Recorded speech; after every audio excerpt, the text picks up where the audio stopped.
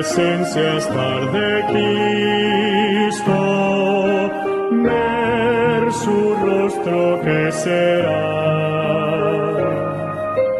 cuando al fin en pleno gozo mi alma le contemplará. Cara a cara espero verle, cuando venga en gloria y luz. Cara a cara ya en el cielo, he de ver a mi Jesús.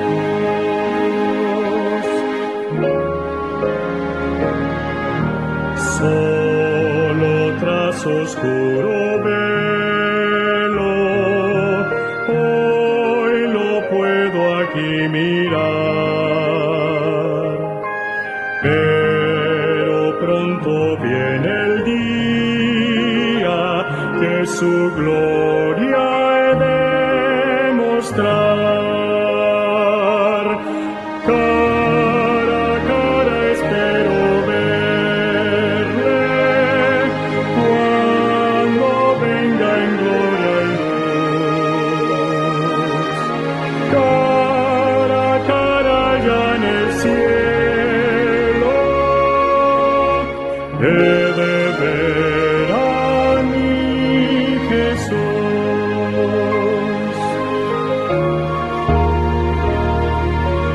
Cuánto gozo habrá con Cristo, cuando no haya más dolor, cuando cesen los peligros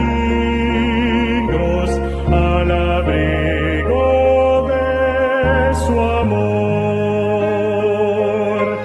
Cara a cara espero verle, cuando venga en gloria y luz. Cara a cara ya en el cielo, he de ver a mi Jesús.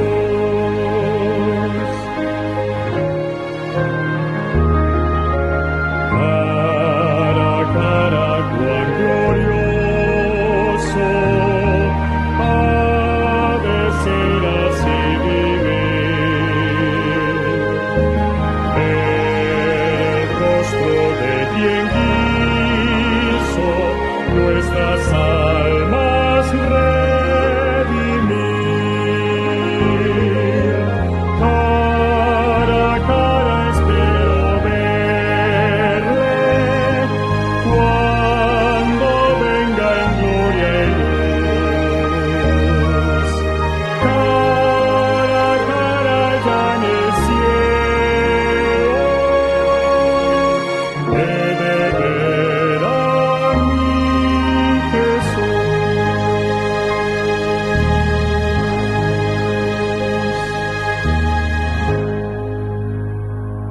Buscar la presencia del Espíritu de Dios. El que pueda, me acompaña. Nos colocamos de rodillas y vamos a explicar al Espíritu de Dios en este lugar. Vamos a orar. Nuestro Dios y nuestro Padre, invocamos el sagrado nombre de Cristo en la unción del Espíritu Santo para que tu palabra pueda ser predicada y que pueda ser entendida y grabada en los corazones y las mentes de tus hijos. Danos de tu bendición en este tema que para muchos ha llegado a ser un punto de discordia, pero no solamente de discordia, sino de confusión y de controversia. Porque aquí lo que se juega más que una doctrina es tu carácter, es quién eres tú. Y si hay alguien que se goza en ensuciar tu nombre y tu reputación, es Satanás. Pero donde brilla la oscuridad, también la luz de Dios prevalece. Y en esta noche pedimos que tu palabra nos hable como lámpara a nuestros pies y nos pueda hacer ver el noble y hermoso carácter de Dios. Danos tu bendición, nos humillamos delante de ti en el sagrado nombre de Jesús. Amén. Amén. Muchas gracias. Muy bien, vamos a estudiar en esta noche, estamos estudiando la serie Verdades que Liberan. 8 verdades que estamos compartiendo, cruciales e importantes según la santa palabra de Dios. Y esta noche no es la excepción.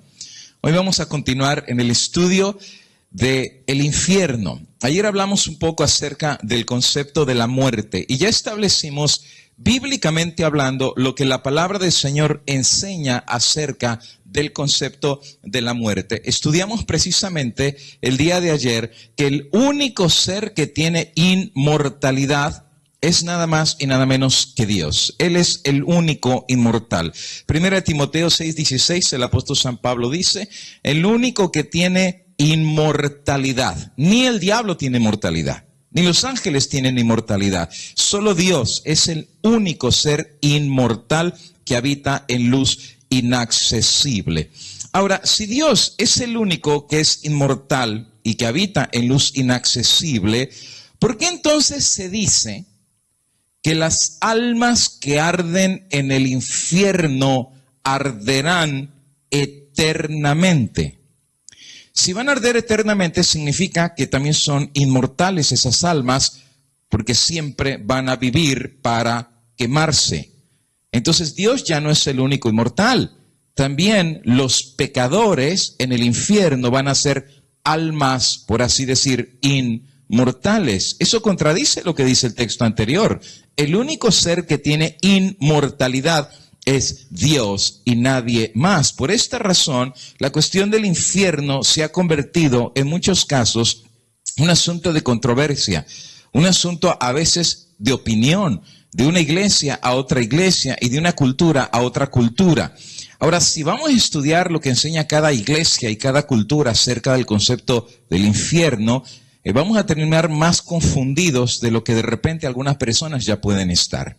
Pero la regla de nuestro estudio en estas verdades que liberan no es lo que dice ni la cultura ni las religiones, pero lo que dice la sagrada palabra de Dios. Dios habló, yo lo creo, fin de la discusión. Y no importa cómo hayas sido educado o lo que te hayan enseñado, deja que esta noche brille la santa palabra de Dios. Haz tu educación a un lado, haz tus prejuicios a un lado y déjate ser educado e instruido por el maestro de maestros a través de la palabra de Dios.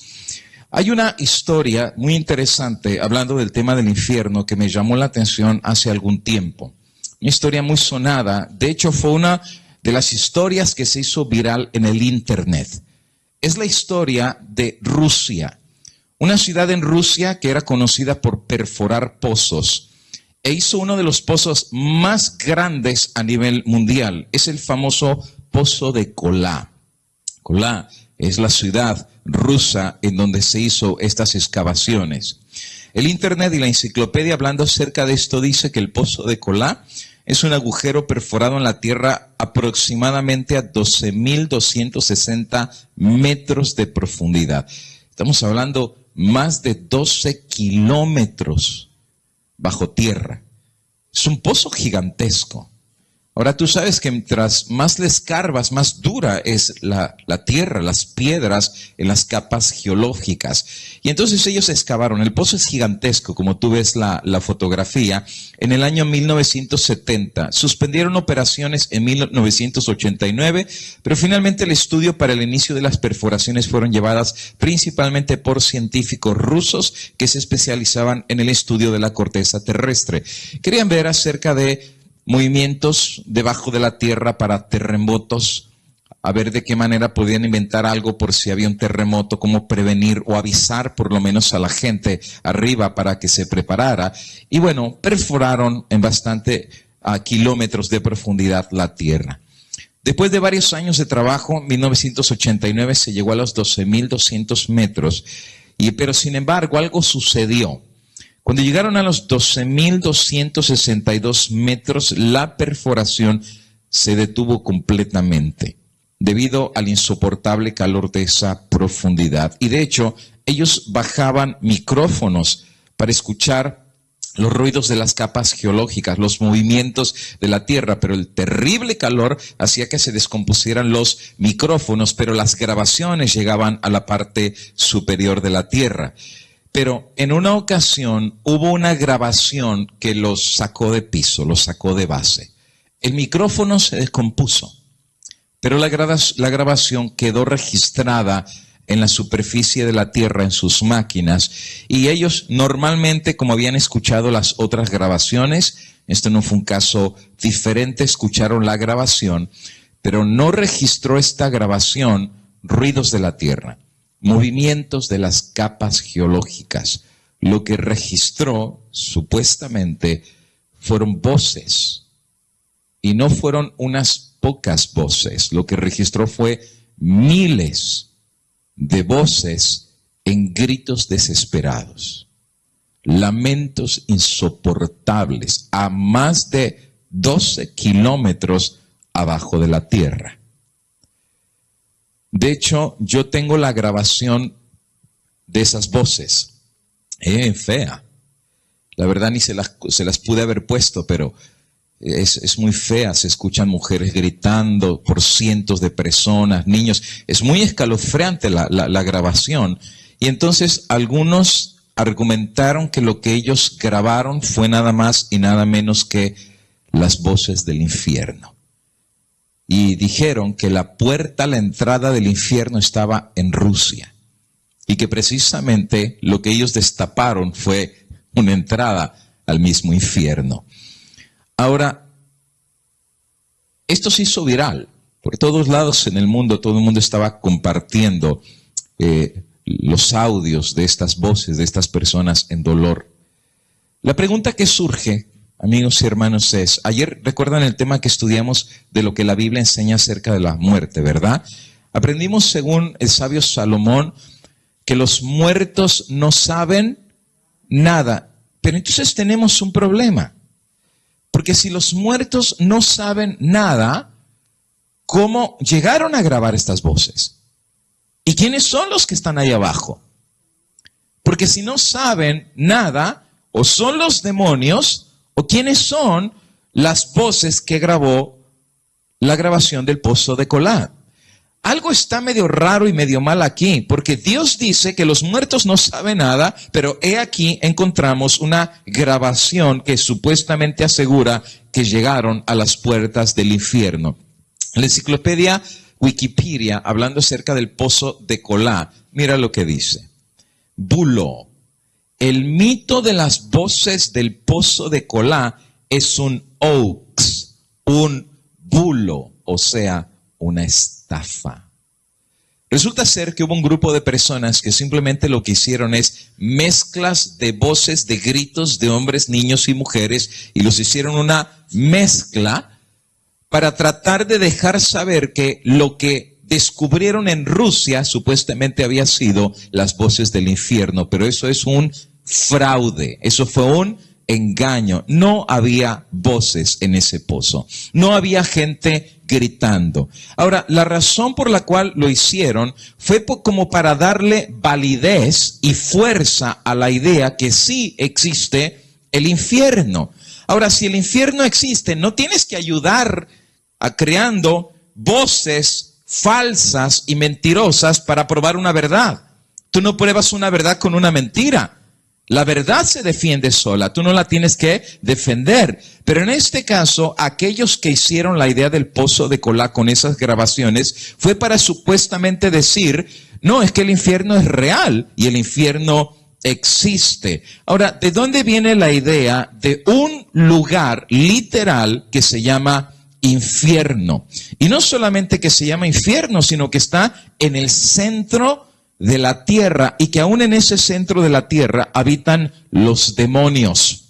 Y claro, lo que te estoy diciendo es de conocimiento popular. Todo el mundo ha escuchado en algún momento de su vida acerca de esto. El centro de la tierra, ahí está el infierno, y de ahí viven los demonios, y las almas de los malos que se perdieron, ahí se van, al centro de la tierra, en donde está el infierno. Ahora, si tú lees la Biblia no dice nada de eso. La Biblia no dice que está en el centro de la tierra y que está el infierno y que las almas, eso no lo dice la Biblia. Pero la idea que el infierno es real y que está en el centro de la tierra, vino más bien de una persona que se llamaba nada más y nada menos como el famoso Dante Alighieri, más o menos como el siglo XV.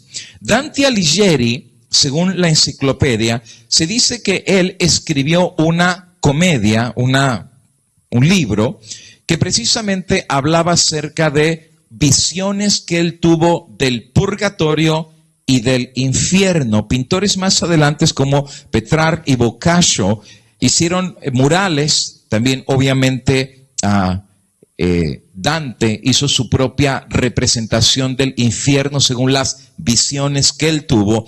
Y estas visiones hablaban del infierno, del purgatorio y aún del cielo. Se decía que se llamaba Divina Comedia por la razón que no terminó en drama, no terminó mal. Su comedia terminó bien, terminó en el cielo, pero tuvo que pasar por el proceso del infierno. Hoy en día el libro existe. Si tú lo bajas del internet y pones la palabra Divina Comedia de Dante Alighieri, ahí tú lo vas a encontrar. Ahora, lo que él escribió influenció, tengo que decirte, la época en la que él vivió. De hecho, no solamente influenció las artes y la cultura, sino también la teología de aquel entonces, la religión. Y de hecho, él hizo como una representación del infierno que él vio, en el cual él decía que era como una pirámide invertida, descendiente, y que en este descender había niveles que finalizaba hasta lo que él llamaba el Averno. La parte superior, según él presentaba, era desde el infierno en el centro de la tierra. Tú puedes ver la parte triangular inversa en el centro de esta imagen y culmina en grado de ascendencia en el mismo cielo. Otra representación es más o menos así como la que tú puedes ver aquí en pantalla. El centro de este infierno, o sea, la base, es donde vive el mismo Lucifer, lo que él llama el Averno. Por eso aún se le llama el príncipe del Averno, ¿verdad? Porque esa es supuestamente la casa o la habitación en donde él vive. Más adelante, Botticelli hizo también una representación, un pintor europeo, pero era basada en la representación que primero hizo Dante Alighieri. Según Dante, el infierno tenía 9 círculos, y los círculos él los delimita según la visión que él tuvo. Por ejemplo, el círculo número 1 le llamaba el famoso limbo. Ahora, tengo que decirte que bíblicamente hablando, Isaías 8:20, a la ley y al testimonio, bíblicamente hablando, la Biblia no presenta ningún concepto de limbo. No existe. El limbo supuestamente es un lugar en donde van las almas de los niños que no fueron bautizados y no se les quitó el pecado original. Por esa razón, en la Iglesia Católica se enseña que cuando un niño nace hay que bautizarlo. Porque si tú no lo bautizas, el pecado original, no el de él, sino el de Adán, que le es imputado al niño tan pronto nace. Pobrecito el niño, ya nace culpable, ni siquiera ha aprendido a hablar. Pero supuestamente él ya nace con pecado original y al bautizarlo ese pecado se quita. Pero algunos tenían la pregunta, ¿y qué tal que el niño se murió sin ser bautizado? O sea, nunca lo llevaron a la iglesia, nunca se bautizó. ¿A dónde va el alma del niño? Claro, bíblicamente los muertos no saben nada. Nosotros sabemos un niño muere, está dormido, no tiene conciencia. Pero en esta idea, si el niño y su espíritu sigue vivo, entonces la pregunta era, ¿a dónde va? Entonces algunos decían, bueno, al cielo no puede ir porque tenía el pecado original. Otros decían, al infierno, pero es muy feo, ¿no? ¿Cómo va a ir un niño recién nacido al infierno a quemarse por toda la eternidad? Y tuvieron que inventar, basado en Alighieri, la idea del limbo, en el cual están las almas de los niños que no fueron bautizados. ¿Por cuánto tiempo van a estar ahí? Por los siglos de la eternidad. Y supuestamente es un lugar donde el niño no sufre, pero tampoco goza. O sea, no sufre del infierno, no goza del cielo, pero está en eterna obscuridad. Ahora, tengo que decir que por siglos, siglo XVI, siglo XVII, siglo XVIII, más de 400 años, esta doctrina se le enseñó a los cristianos. Pero ya en este siglo, la Iglesia Católica ha desistido de esa doctrina.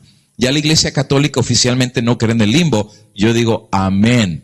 Y la razón es porque no está en la Biblia. Eso es muy simple y muy sencillo. Ellos han encontrado que simplemente no tiene base bíblica, claro, no tiene base bíblica, pero sí tiene base en la Divina Comedia de Dante Alighieri. Así que Dante dice, el primer círculo es el limbo.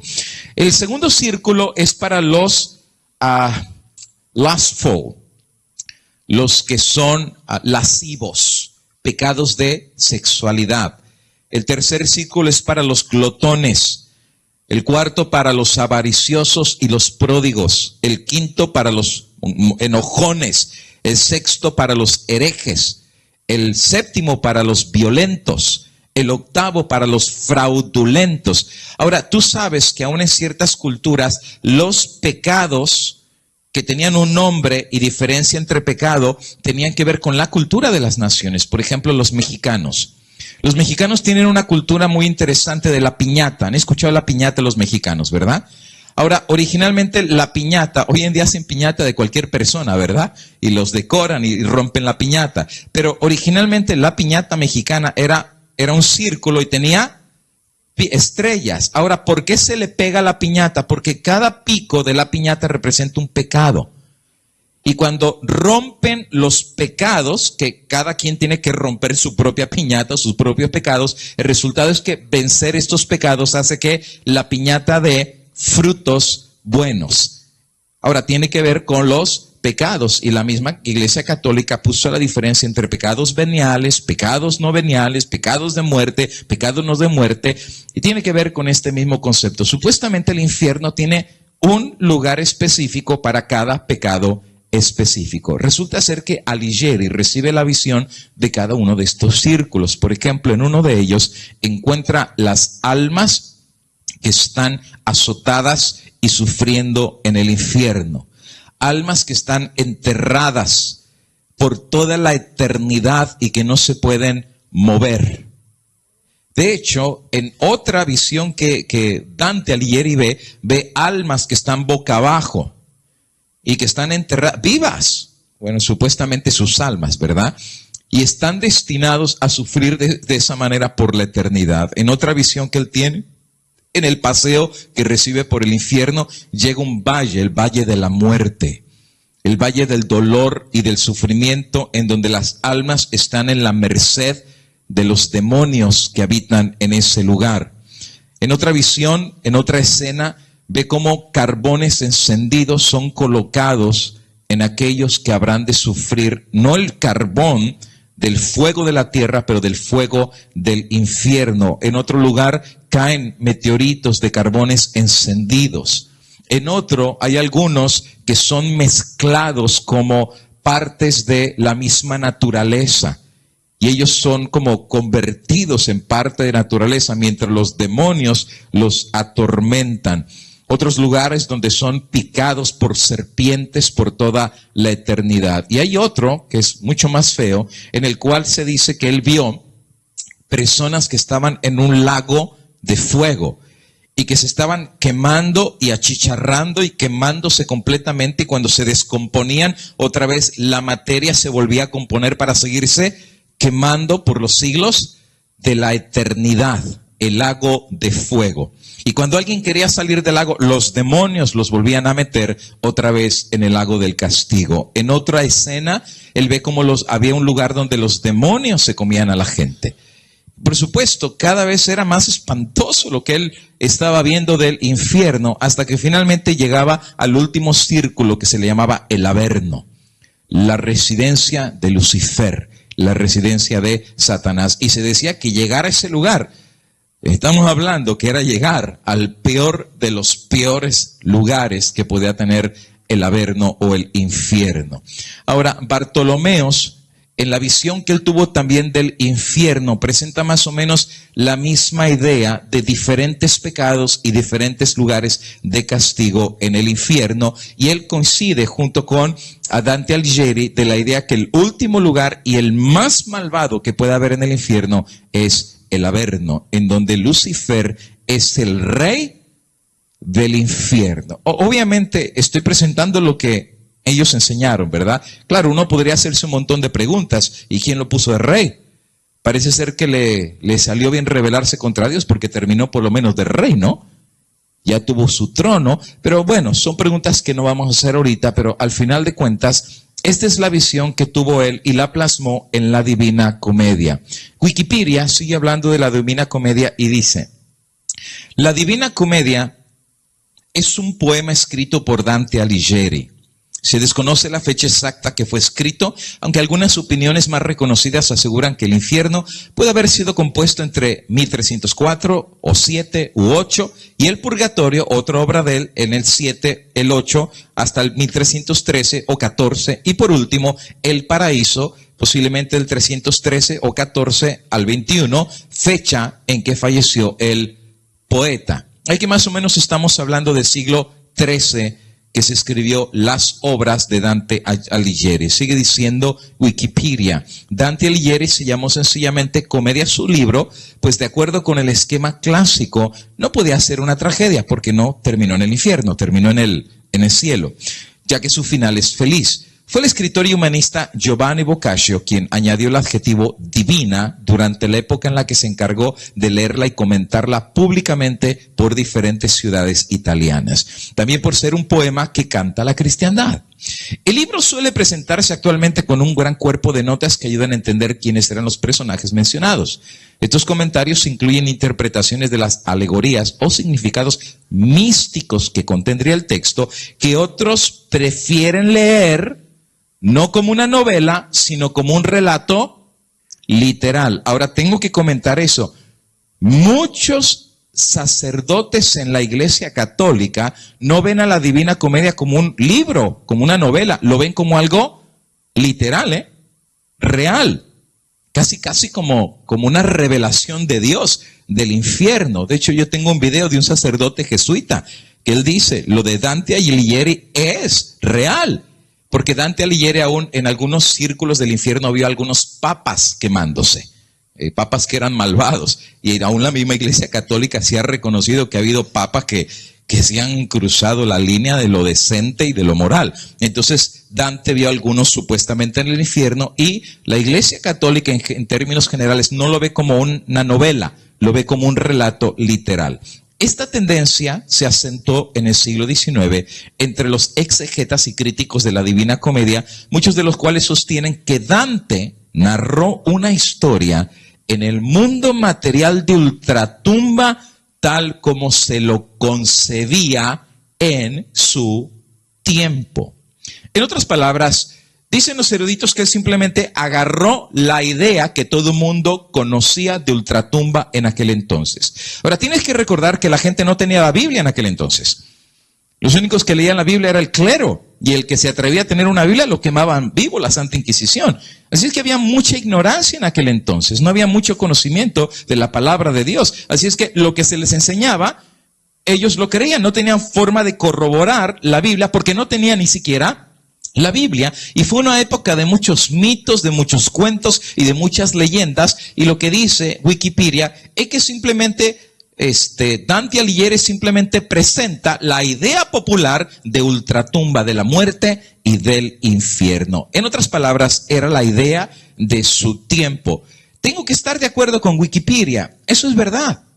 No solamente Dante Alighieri presenta la idea de un infierno real en el centro de la tierra y que los demonios están quemando a la gente y que Dios manda a la gente mal ahí, sino que teólogos católicos enseñaban lo mismo. Por ejemplo, uno de los teólogos más reconocidos por la Iglesia Católica es lo que le llaman al famoso Santo Tomás de Aquino, porque lo hicieron santo, ¿ok?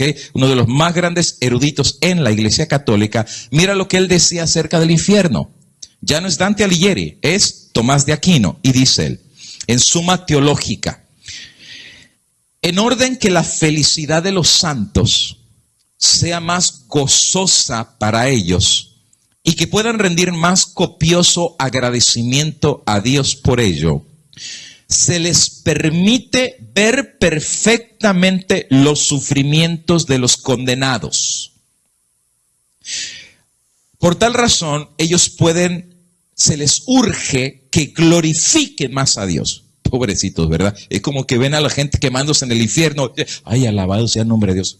Bueno, alabado que no estoy allá, ¿verdad? Pero pueden ver a los que se están quemando. Los santos en el cielo conocen de forma distintiva todo lo que le está pasando a los condenados. Ahora, eso lo escribe Tomás de Aquino. Por pura cuestión humanística, ¿a quién le gustaría ver quemándose a su abuelita en el infierno? O a su tío, o a su papá, o a sus hijos. ¿Qué clase de Dios se goza en el dolor de los demás? ¿Y qué clase de Dios permite que los demás puedan ver el dolor de los demás?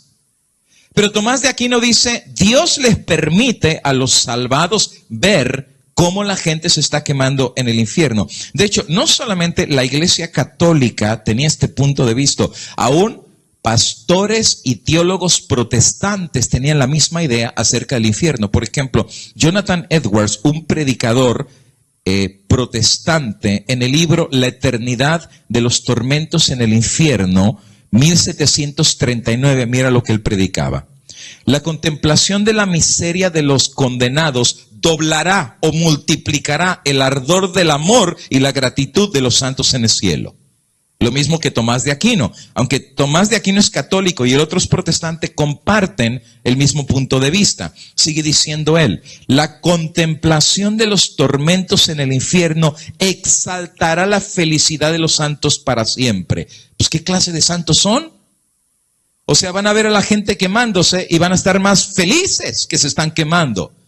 ¿Qué clase de santos son? Dice, ¿puede el Padre Celestial estar feliz que sus hijos no creyentes ardan en el cielo, en el infierno? Yo te digo, ya. Y esto sería sentido de justicia que incrementará y no disminuirá su rubor. O sea que Dios va a ver cómo se consumen y le va a dar lo mismo. Es como diciendo, pues se lo merecen, ¿verdad? O sea, bien que fueron rebeldes y bien que se rebelaron contra mí, pues ahora sí les toca lo que sembraron. Thomas Boston, predicador escocés, 1732. Dios no tendrá misericordia de ellos, pero Dios se reirá de su calamidad. La compañía de los justos en el cielo habrá de regocijarse en la ejecución de los juicios de Dios. Y van a cantar mientras el humo sube para siempre. O sea que mientras Dios los está quemando, los justos se gozan que se estén quemando. Wow.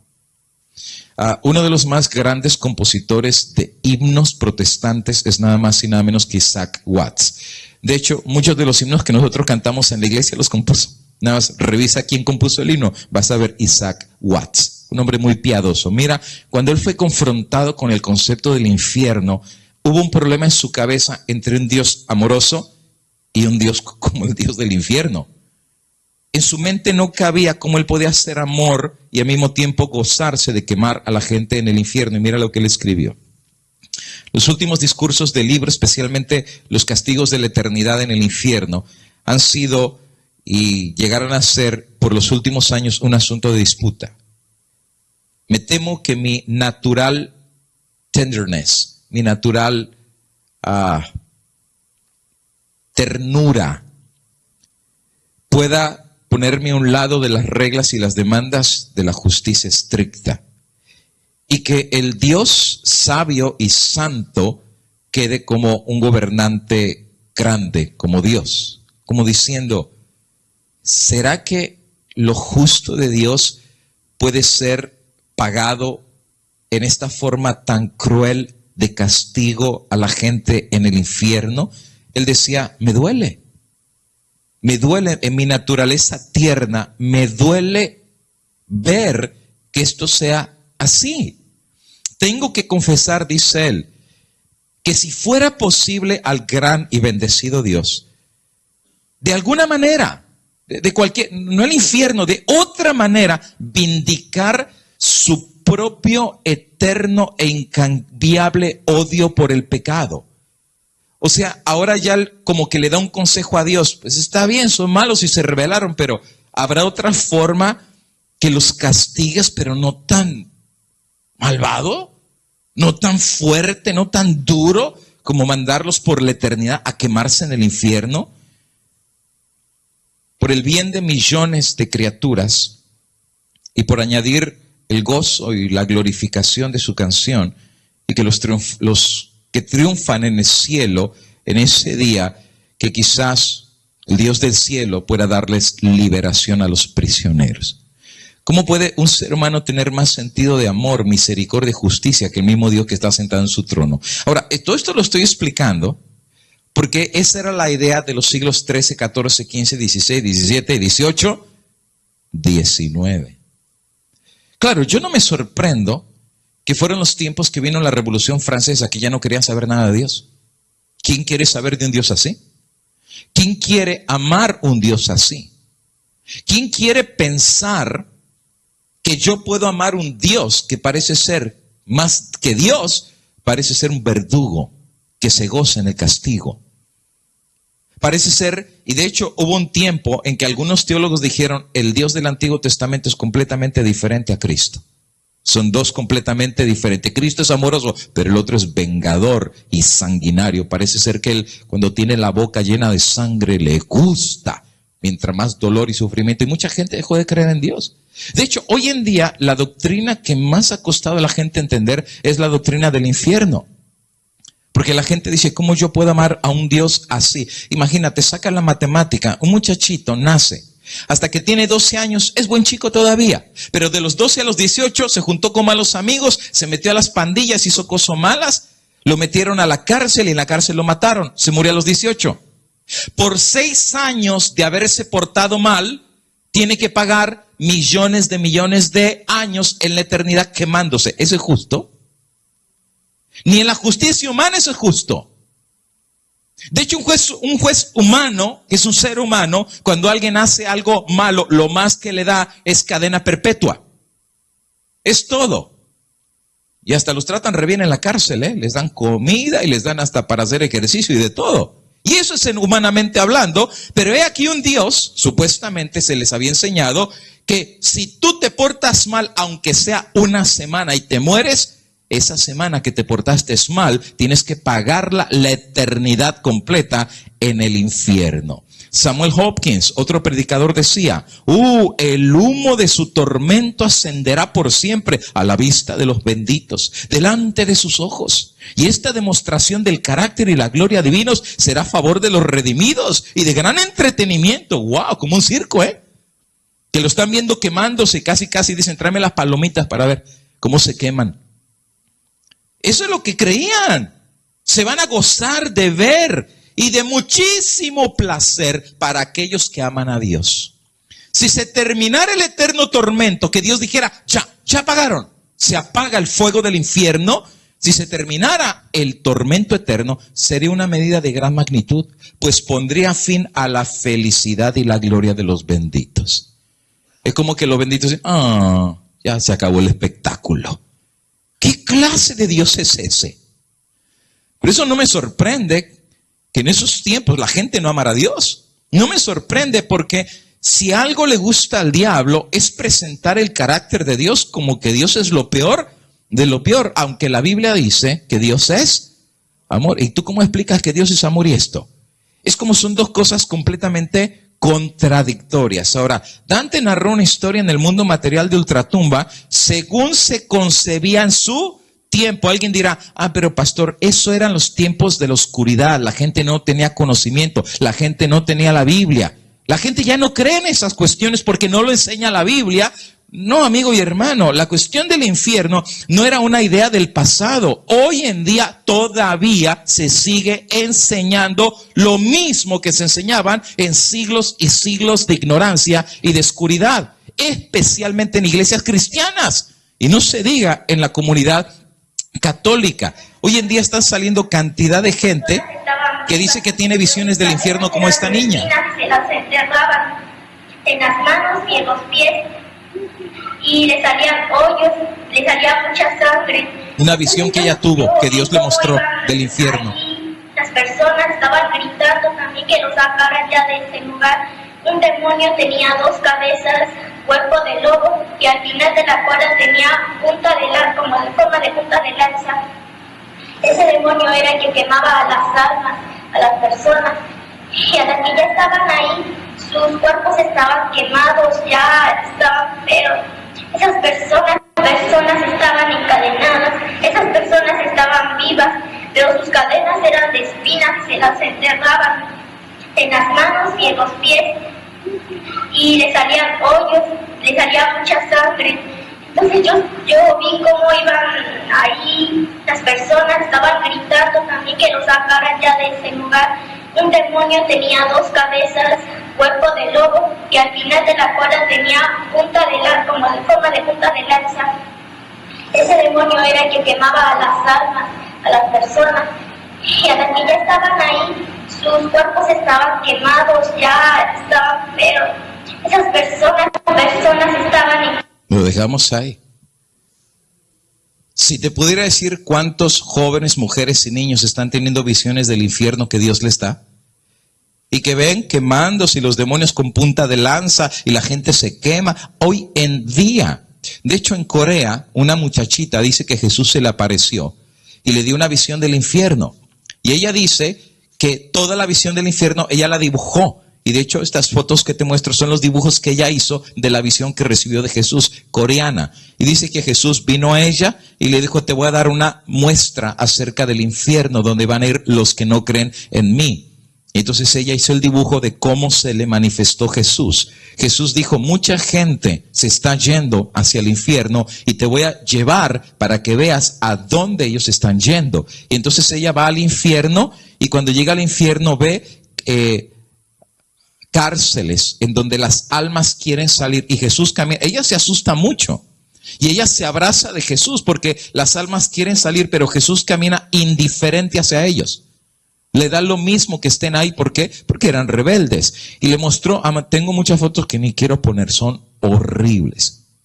Horribles, pero es de la visión que supuestamente ella vio, demonios torturando a la gente, personas llevan de clavos por todos lados y de espinas en todo su cuerpo y habrían de llevarlos por todos los siglos de la eternidad, demonios castigando a las personas por todos lados, destruyéndolos, personas que tenían malos pensamientos, cucarachas gigantes entrando en su cabeza y saliéndole por las orejas, y la lista sigue. Ahora, si tú piensas que esto fue de Dante Alighieri hace 400 o 500 años, amigo y hermano, la idea todavía sigue hasta hoy en día. Ahora, por eso es importante que aprendamos estas verdades. No que enseña una iglesia, no que enseña una comedia o que enseña una religión, que enseña la palabra de Dios. Para empezar, la Biblia dice que los muertos no saben nada. Eclesiastés capítulo 9 versículo 5, pero los muertos nada saben ni tienen paga o castigo. Ahora, este versículo es muy interesante porque si los muertos no saben nada, entonces, ¿qué es lo que vio la niña? ¿O qué es lo que vio la muchacha? ¿O qué es lo que vio Dante Alighieri? ¿Cómo pueden estarse quemando si los muertos no saben nada? Ahora, ¿qué enseña la Biblia acerca del infierno? Ahora, sí tengo que decir que hay muchos versículos en la Biblia que da la impresión de como que existe un infierno y que la gente se quema en él. Vamos a estudiar esos versículos esta noche. Vamos a avanzar de una forma bien rapidita, habiendo hecho la base de nuestro estudio en esta noche para ver qué dice la santa palabra de Dios. Primera pregunta en esta noche. Fíjense la pregunta, ¿existe alguna evidencia bíblica? No lo que dice Dante Alighieri, no lo que dice una niña que tuvo una visión y que fue al infierno. Bíblicamente hablando, existe evidencia que Dios tiene, fíjate, no que tendrá o que tuvo, que ahorita, en este mismo momento que te estoy hablando, que Dios tiene un fuego para castigar al pecador. ¿Dios lo tiene o no lo tiene? Bíblicamente hablando, ¿sí o no? ¿Cuántos creen que Dios no tiene ahorita ningún fuego para castigar al pecador? ¿Puedo ver sus manos? Ok, hay algunos. ¿Cuántos creen que Dios ahorita en este momento sí tiene un fuego eterno para castigar a los pecadores? ¿Puedo ver sus manos? Ok, no veo prácticamente más que una sola mano. Lo que pasa es que hoy en día mucha gente dice, Dios es amor, ve la cruz y dice, Jesús es tan bueno y tan amable que, eso del infierno fue en épocas anteriores, pero hoy en día ya Jesús no habrá de castigar. Pero tengo que decirte que la respuesta a la pregunta es, sí, Dios tiene un fuego eterno para castigar a los pecadores y ese fuego no viene, ese fuego ya lo tiene. Algunos textos. San Mateo capítulo 25 y el versículo 41. Palabras del mismo Señor Jesús. Acuérdate que Él va a separar a los dos grupos y dirá, apartaos de mí, malditos, al fuego eterno preparado para el diablo y sus ángeles. Ahora, ¿el fuego lo va a preparar o el fuego ya está preparado? Ya está preparado. O sea, el fuego no viene a ser preparado por Dios. Dios ya tiene el fuego. Ahora, eso sí es muy interesante de notar. El fuego no está preparado para ti, ni para tus hijos, ni para el ser humano. Dios preparó el fuego, pero ¿para quién se lo preparó? Para el diablo y sus ángeles. Judas capítulo 1 y el versículo 7.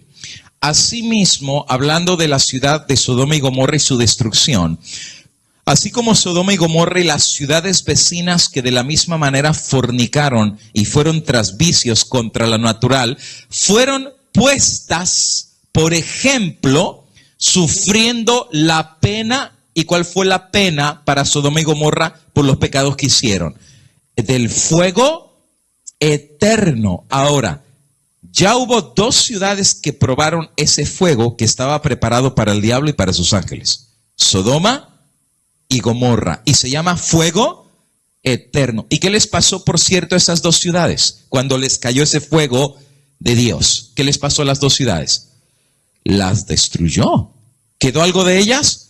Bueno, el libro de Pedro dice lo que quedó de Sodoma y Gomorra cuando ese fuego bajó. Segunda de Pedro 2:6. Y si condenó a destrucción a las ciudades de Sodoma y de Gomorra, reduciéndolas ¿a qué? A cenizas. ¿Qué quedó de las ciudades? Cenizas. Mira que el fuego de Dios puede destruir los metales, las paredes, los elementos y lo reduce todo a no quedó nada.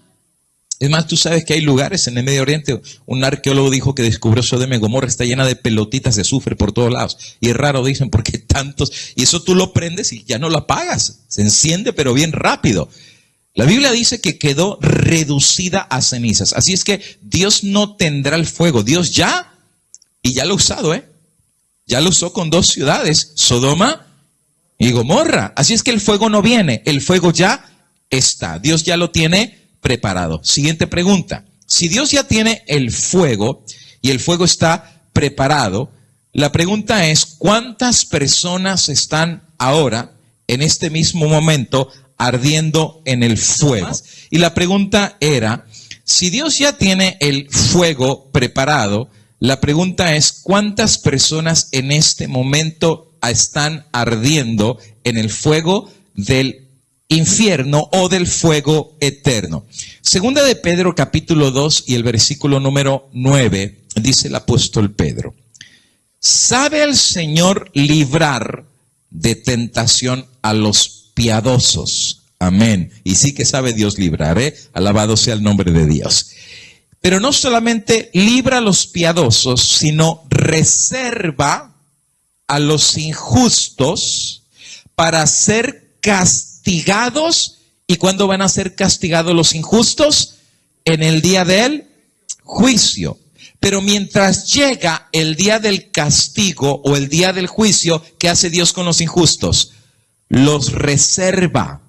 ¿Qué significa los reserva? Los guarda, los aparta para que en el día del juicio sean castigados. La pregunta del millón es la siguiente. ¿Ya llegó el día del juicio? ¿Ya llegó en el pasado, está en el presente, está en el futuro? ¿Cuándo es el día del juicio? Porque si sabemos cuándo es el día del juicio, tenemos una idea si ya Dios castigó a los malos, porque los malos serán castigados en el día del juicio. San Juan capítulo 12 y el versículo 48, mira lo interesante como Jesús lo dice. El que me rechaza, dice Jesús, y no recibe mis palabras, tiene quien le juzgue. la palabra que he hablado, ella le juzgará. ¿Y cuándo le va a juzgar? En el día postrero. La palabra postrero es el día final. El verbo gramatical, ¿sabes que la gramática es muy importante en la Biblia? Hay que entender la conjugación de los verbos, si están en pasado, en presente o en futuro. Y la palabra juzgará es pasado, presente o futuro. Es futuro, juzgará. Quiere decir que ni siquiera en los días de Cristo había llegado todavía el juicio. Por eso dice, esa palabra juzgará. ¿Y cuándo juzgará? En el día final o en el día postrero. Pregunta del millón, ¿cuándo será el día postrero de la recompensa? ¿Cuándo será ese día que los malos recibirán su recompensa o su condenación? Mateo capítulo 16 y el versículo 27 Jesús lo explica y dice así: porque el Hijo del Hombre vendrá, otra vez verbo futuro, es una profecía de la venida de Cristo, vendrá en la gloria de su Padre con sus ángeles y entonces pagará a cada uno conforme a sus obras. ¿Ya le pagó a la gente Jesús conforme a sus obras? No, porque todavía no ha venido. Entonces, ¿cómo le va a pagar si no ha venido? Entonces, ¿de dónde viene la idea que si alguien fue bueno ya está en el cielo? Claro, si está en el cielo quiere decir que ya le pagó vida eterna.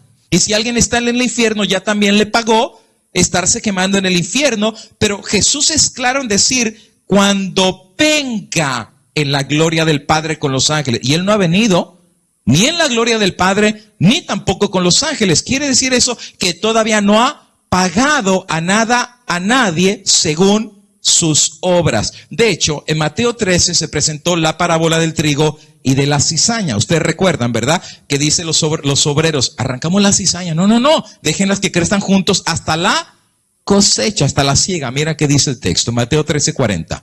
De manera que como se arranca la cizaña y se quema en el fuego, así será cuando en el fin del mundo enviará el Hijo del Hombre a sus ángeles.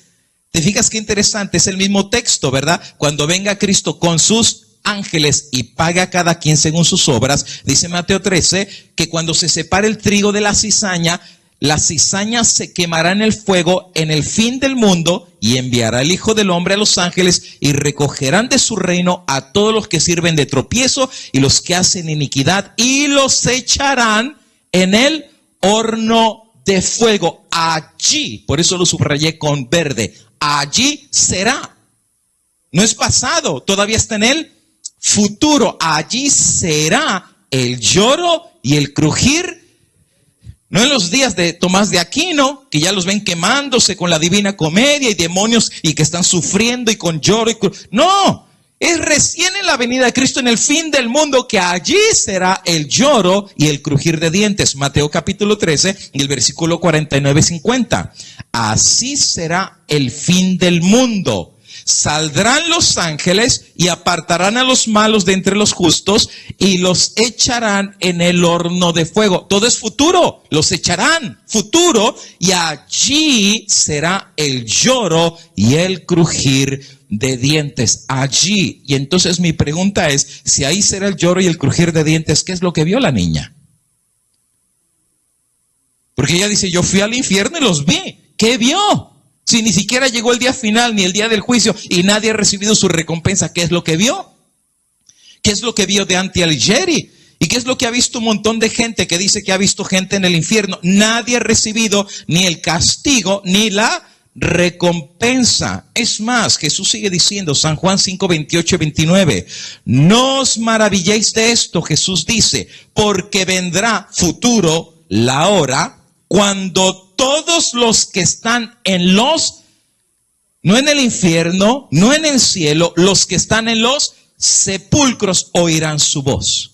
Los que hicieron lo bueno saldrán a resurrección de vida, mas los que hicieron lo malo a resurrección de... Pero si ya están en el infierno, se supone que ya están condenados, ¿no? Entonces, ¿para qué Cristo los tiene que resucitar cuando Él venga si ya están condenados? Si ya se están quemando en el infierno. No es lo que se enseña, que tan pronto la gente se muere, si fue bueno, ya está. Oh, no lloren, él ya está, ya recibió la recompensa. Y si está en el infierno, pues sí llora, porque ya los demonios lo están picando, absolutamente contradice lo mismo que Cristo presenta de forma opuesta. Viene la hora que cuando Él venga por segunda vez, oirán la voz. Los que hicieron lo bueno, ahí sí resucitan y recibirán su galardón. Y el que hizo lo malo, a resurrección de condenación. Los muertos resucitarán. Ahora tengo que explicar. La resurrección de los buenos y de los malos no ocurre al mismo tiempo. Ahora, póngame atención a esto para que no se me pierdan, ¿ok? Los muertos no saben nada. Dios los tiene guardados. Están dormidos. No sabe nada. Su memoria es puesta en Él. Olvido. No sabe nada, ¿ok? ¿Cuándo van a despertar para recibir recompensa de salvación o castigo de condenación? Cuando Cristo regresa, viene lo que se llama la primera resurrección. La Biblia enseña que hay dos resurrecciones, Dos. Y las dos no pasan al mismo tiempo. De hecho, la Biblia enseña que las dos resurrecciones son divididas por un periodo de tiempo. Y este periodo de tiempo son 1000 años. Lo pongo así de esta manera para que se entienda de forma más clara. La primera resurrección ocurre exactamente en el momento de la venida de Cristo a la tierra por segunda vez. Cristo viene como Rey de Reyes y Señor de señores. Apocalipsis 19 tiene escrito en su muslo, Rey de Reyes, Señor de señores. 2, Cristo no viene solo, viene con todos los ángeles del cielo. Los ángeles reúnen a los redimidos y cuando Cristo viene, la tierra está convulsionada. ¿Has escuchado las 7 plagas del Apocalipsis? Esta tierra va a estar convulsionada y Cristo resucita a los muertos buenos. Esa es la primera resurrección. Y tú dirás, pastor, ¿y usted dónde saca eso? Yo no lo saco, es lo que dice la Biblia. 1 Tesalonicenses 4:16, palabras del apóstol Pablo. Porque el Señor mismo, con voz de mando, voz de arcángel y trompeta de Dios, descenderá del cielo. Y los muertos en Cristo resucitarán primero. Por eso se llama la primera resurrección. Ahora, ¿quiénes son los que van a resucitar cuando Cristo venga por segunda vez? Los muertos en Cristo, o sea, los que se van a salvar. Ahora, ¿cuántos murieron en la fe? ¿Cuántos murieron en la esperanza? Pues lee la Biblia, el libro de Hebreos capítulo 11 te da una lista grandísima de los que descansaron en la fe y saludaron a la distancia aún la Nueva Jerusalén. Dice el apóstol Pablo que el mismo Abraham cuando salió pues a la tierra que Dios le dijo, pero él esperaba no la tierra de acá, esperaba la de allá, la de fundamentos de oro, ¿verdad? Pero él dice que se murió y la saludó a la distancia y se puso a descansar, no recibió la promesa. Pero sin embargo, no solo fue el único que descansó en la fe. Muchos han descansado en la fe y están dormidos, pero cuando Cristo regrese, por eso dice con voz de mando, porque les va a dar la orden, despertad, llegó la hora. Y los que escuchen la voz de Cristo resucitarán primero. Luego nosotros los que vivimos, porque cuando Cristo venga, los únicos que van a ir al cielo son los que queden vivos. Porque casi nadie va a estar vivo. Ahorita te voy a decir cómo va a estar la tierra cuando Cristo regrese. Pero los que estén vivos seremos arrebatados. Por eso los ángeles vienen con Cristo. Porque los ángeles vienen pues obviamente Cristo no toca la tierra, Él se queda suspendido y los ángeles nos van a llevar a encontrarnos con el Señor en el aire. Y así lo dice Pablo, seremos arrebatados juntamente con ellos, los muertos resucitados en Cristo, en las nubes para recibir al Señor en el aire y así estaremos para siempre con el Señor. Así es que cuando Cristo regresa, viene la primera resurrección, pero solo resucitan o despiertan los que durmieron en la fe, los que durmieron en Cristo. ¿Y qué le pasa a los que no durmieron en Cristo? Siguen dormidos. Ahí siguen en la tumba todavía. Siguen en la tumba, siguen guardados. Por eso dice Juan 5:28. No os maravilléis de esto, dice Cristo, porque vendrá la hora cuando todos los que están en los sepulcros oirán su voz. Los que hicieron lo bueno a resurrección de vida. Así es que cuando Cristo viene, los que hicieron lo bueno salen a resurrección de vida. Entonces comienza, según la Biblia, lo que se llama el periodo de los 1000 años. ¿Qué cosas pasarán en la tierra y en el cielo durante estos 1000 años? Apocalipsis capítulo 20 nos da una visión de qué sucederá en ese tiempo. Apocalipsis 21:2 dice así: vi un ángel, dice Juan, que descendía del cielo con la llave del abismo y una gran cadena en la mano. Prendió al dragón, la serpiente antigua que es el diablo y Satanás, y lo ató. ¿Por cuánto tiempo lo ató? 1000 años. Y entonces lo arrojó al abismo y lo encerró y puso sus sellos sobre él. Ahora, ¿en qué sentido está amarrado? Para que no engañase más a las naciones hasta que se cumplieran los 1000 años. Y después de esto, o sea, después de los 1000 años, debe ser desatado por un poquito de tiempo. Así es que el diablo queda atado en el abismo. De hecho, la palabra que se utiliza como abismo es la misma palabra que se utiliza en Génesis 1:2. ¿Recuerdas que la tierra estaba desordenada? No había ni luz. Y dijo Dios, sea la luz. Y vino la luz y Dios empezó a meter orden. Pero la tierra estaba desordenada y vacía. ¿Ok? Cuando Cristo venga por segunda vez, la tierra va a quedar igual. Solo para que tengas una idea de lo que viene. Esta tierra va a quedar completamente destruida y desolada. No habrá ciudad que se pueda reconocer de este mundo. Ahora, no lo digo yo. Montón de profetas de la Biblia, Dios les reveló cómo va a quedar la tierra en la segunda venida de Cristo. Por ejemplo, profeta Jeremías, capítulo 4, versículo 23. Jeremías dice, hablando de la visión, de la condición de la tierra en este entonces, dice: miré la tierra, y he aquí que estaba asolada y vacía. Y los cielos, no había luz en ellos, igual que Génesis, ¿verdad? No había ni luz. El sol ya no daba su luz, vacía y sin luz. Miré los montes, ¿y qué le pasaba a todos los montes?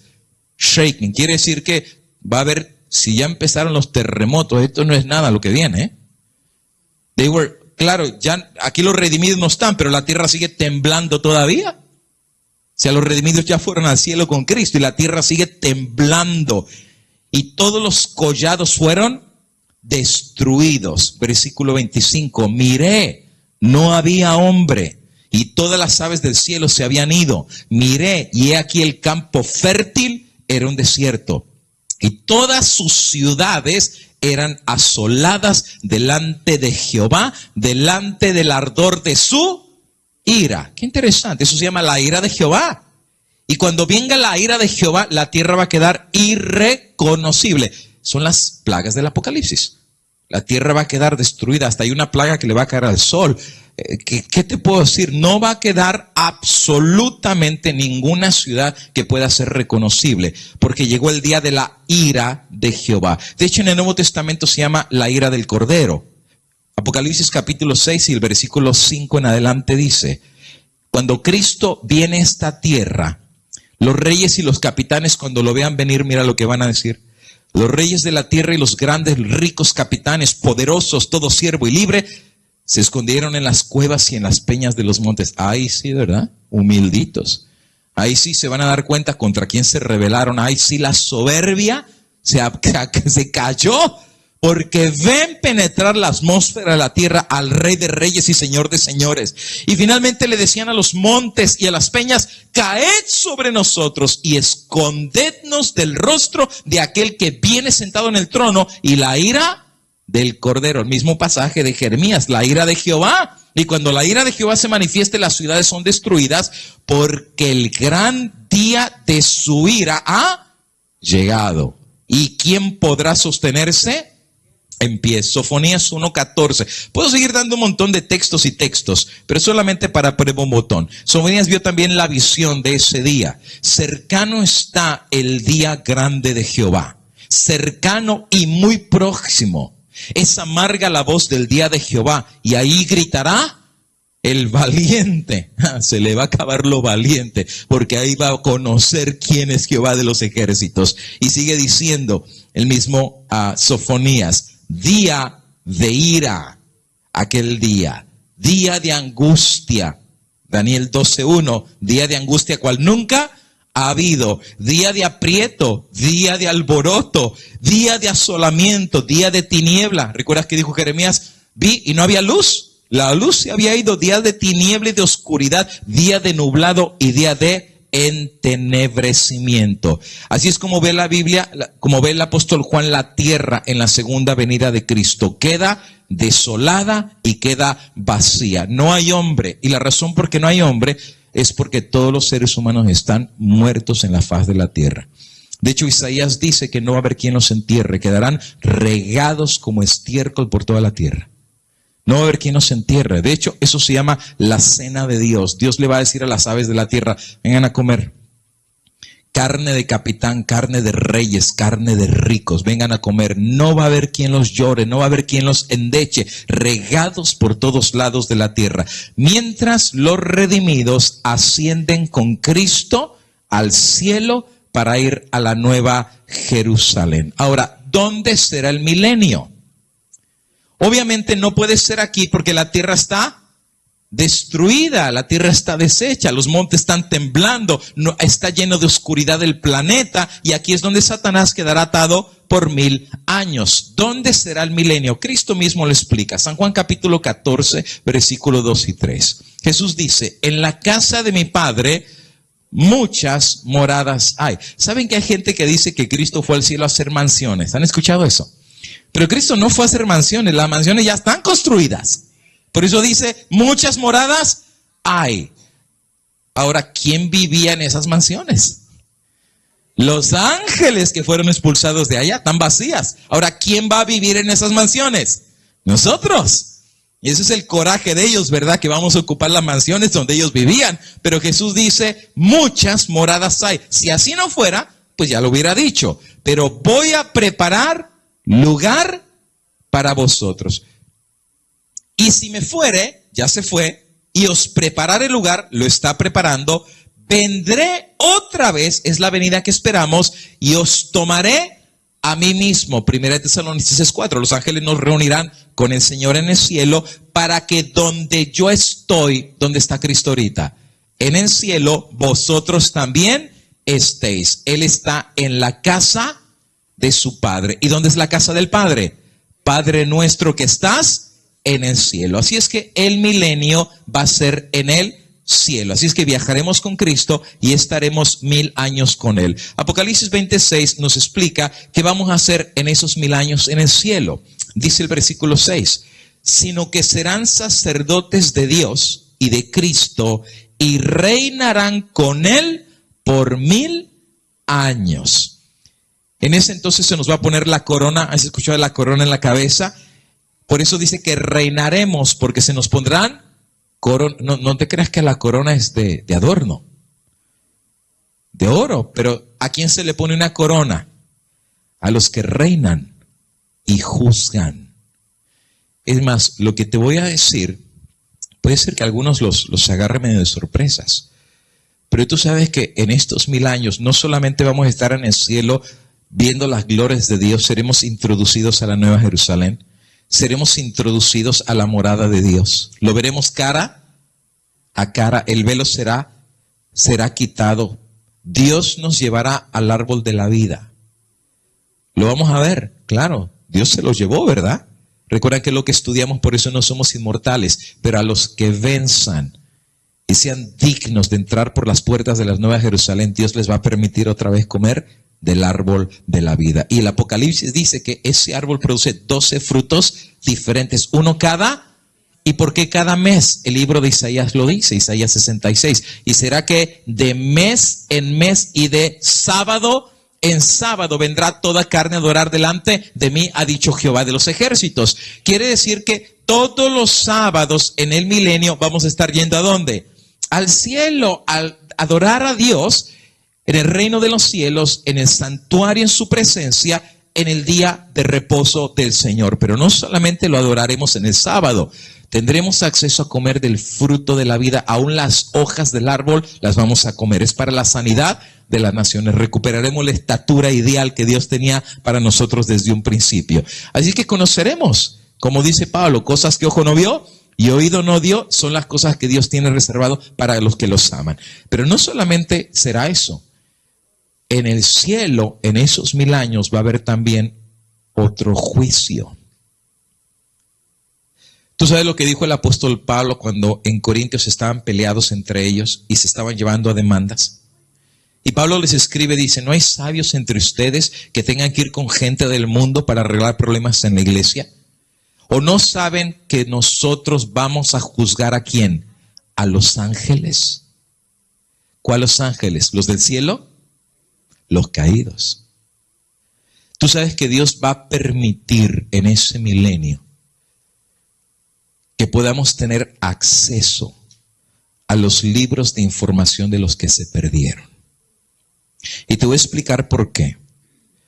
Dios no va a tomarse el riesgo que nadie de los salvados llegue a pensar que Dios fue injusto en sus juicios. Te pongo un ejemplo. ¿Qué tal que tú te salves y la primera pregunta que tú hagas en el cielo sea, Señor, alabado sea tu nombre que me salvé? Pero ¿dónde está mi hija? No la veo. ¿Dónde está?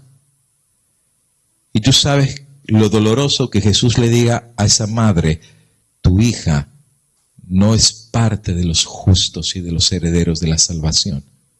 ¿Qué es lo primero que diría una madre por su sentimiento natural? Bueno, mi hija no era perfecta, pero no era tan mala.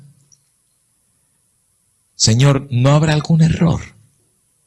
Algo ahí que yo no sé, porque yo la conocí desde chiquita que ella nació. Yo le cambié los pañales, yo la llevé a su escuela, yo le enseñé las primeras cosas que aprendió. ¿No habrá algún error? Señor, hasta iba a la iglesia. De chiquita cantaba himnos y te alababa. Era traviesa como todo niño, pero Señor, Señor, no es que dude de ti, pero mi hija, ¿dónde está mi hija? Y Dios nos va a permitir revisar el libro de la hija. Y sabes que cuántas madres van a leer y van a ver que cuántas personas tenían una doble vida. Sabes que en esos 1000 años va a haber muchas sorpresas. Personas que tú pensaste que se iban a salvar, ¿qué crees? No van a estar allá. ¿Y dónde está aquel pastor? Y aquel evangelista, y aquel profesor de teología, ¿y dónde está? Que tú pensaste, son los primeros que van a llegar, ¿verdad? Y se te va a decir allá, su nombre no estaba en el libro de la vida. Y tú vas a revisar. ¿Y qué sorpresas te vas a encontrar? Esposas que se den cuenta de la vida de sus maridos. Maridos que se den cuenta de lo que sus esposas hacían en el Facebook. Y Dios no se va a tomar el riesgo que tú pienses que Él hizo algo mal en el juicio. Claro, el juicio es de Dios, ¿verdad? El juez se sentó y los libros son abiertos, pero Él no tiene nada que esconder. Dios es como el cristal transparente, Él no esconde nada. En ese tiempo los redimidos tendrán oportunidad de ver por qué se perdió el que se perdió. ¿Cuántas oportunidades Dios les dio? ¿Cuántos llamados Dios les dio? ¿Cuántas lágrimas derramaron sus padres? ¿Cuántos dolor? ¿Cuántas oraciones levantados por ellos? ¿Cuánta intercesión? Pero la palabra no entró, la semilla no entró. Porque amaban este mundo, porque eran duros de corazón, porque eran rebeldes. Es como que Dios decía, ¿qué más pude hacer? Lo más que pude hacer era mandar a mi hijo, pero ni a mi hijo aceptaron. Es como la parábola, ¿verdad? Mandaba a los obreros y a todos los mataron. ¿Y qué dijo? Mandaré a mi hijo, a él lo van a respetar. Y al primero que mataron fue al hijo. Dios dijo, ¿qué más pude hacer por ellos? Y sabes que ahí los salvados se van a dar cuenta que Dios es justo. Que Dios no caminó la primera ni la segunda milla. Dios caminó todas las millas habidas y por haber. Entonces cerrarán con lágrimas sus ojos, sus libros y dirán, justos y verdaderos son tus juicios, Señor. No es culpa tuya, fue culpa de ellos. ¿Por qué crees que dice Apocalipsis? Y enjugará Dios porque va a haber alegría, pero va a haber tristeza. De cuántas personas que Dios aún tuvo su nombre en el libro de la vida, pero ellos no quisieron estar allá. Y esa es la pura verdad, jóvenes. Si tú no quieres estar allá, Dios no te puede llevar. Dios lleva a los que tienen anhelo de eternidad. Los que aman a Dios más que su Facebook, los que aman más a Dios que una novela, los que aman más a Dios que este mundo, esas son las perlas que van a coronar la corona de Cristo en la eternidad. Y en esos 1000 años seremos sacerdotes de Cristo y reinaremos con Él por 1000 años. Job capítulo 21 y el versículo 30 dice que el malo es preservado en el día de la destrucción, pregunta Job, y él contesta, guardado será para el día de la ira, porque llevados serán los sepulcros y sobre su tumulto estarán velando. Otra vez Job dice, los malos Dios va a reservar, están guardaditos, no en el infierno, en la tumba, ahí están guardados, para el día que reciban su recompensa. Malaquías capítulo 4, versículo 1, dice el profeta, porque he aquí que viene el día ardiente como un horno, y todos los soberbios, los que hacen maldad, serán estopa. ¿Por qué estopa? Se van a quemar. Aquel día vendrá y los abrazará, ha dicho Jehová de los ejércitos, y no les dejará ni raíz ni rama. Salmo capítulo 37, versículo 9. Porque los malignos serán destruidos, pero los que esperan en Jehová, ellos heredarán la tierra. Entonces pone dos cosas en una el salmista. Uno, los malos serán destruidos, pero los que se salven heredarán la tierra. Salmo 37, 10. Pues de aquí a poco no existirá el malo. Observará su lugar y ya no estará ahí. O sea, porque ya no estará ahí, porque dejará de ser o dejará de existir. Pero los mansos, una vez que los malos dejen de existir y sean destruidos, los mansos heredarán la tierra y se recrearán en abundancia de paz. Ahora, ¿cómo será este día en el cual el impío dejará de ser? El día que reciba su recompensa o reciba su castigo. El mismo Apocalipsis lo dice. ¿Recuerdas? Por 1000 años Satanás está preso, los muertos regados por todos lados y Dios los tiene guardados ahí. En la primera resurrección, los otros están 1000 años allá. Pero después de los 1000 años, mira qué sucede.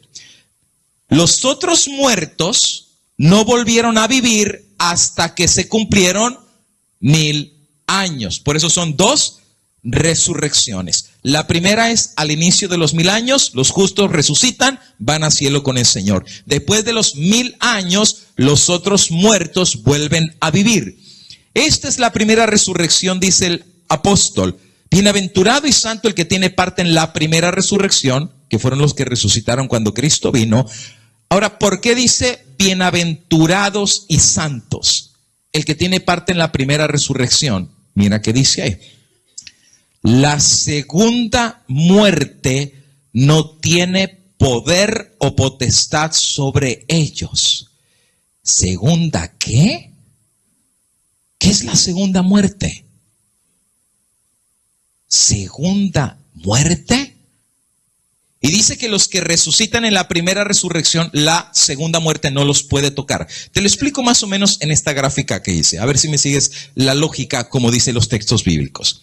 Existe bíblicamente hablando lo que se llama la primera muerte y la segunda muerte. ¿Cuál es la diferencia entre la una y la otra? Bueno, la primera muerte es lo que la Biblia le llama el sueño. Y de esta muerte todos vamos a participar.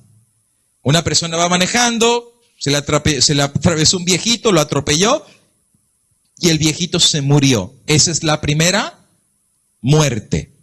En otras palabras, está dormido. ¿Cuántos van a participar de la primera muerte? Prácticamente todos. Los malos, pero también ¿quién? Los buenos. ¿O los buenos no se mueren? Todos. Es la primera muerte. Ahora, la primera muerte es un castigo. Es un castigo. ¿Saben que hay gente que confunde esto? Dice, si se murió y lo atropelló, Diosito lo castigó. No, amigo y hermano, la primera muerte no es un castigo. Es una consecuencia de este mundo miserable en el que vivimos. No es un castigo. Simplemente Dios permite que descansemos, que nos pongamos a dormir, tanto los buenos como los malos habrán de participar de la primera muerte, pero la primera muerte no es el castigo de Dios todavía. Te pongo el ejemplo. Hitler mató miles y miles de judíos, ¿no es verdad? Es más, dice que los ponía en un horno y les sacaba el aceite y hacía velas de los niños.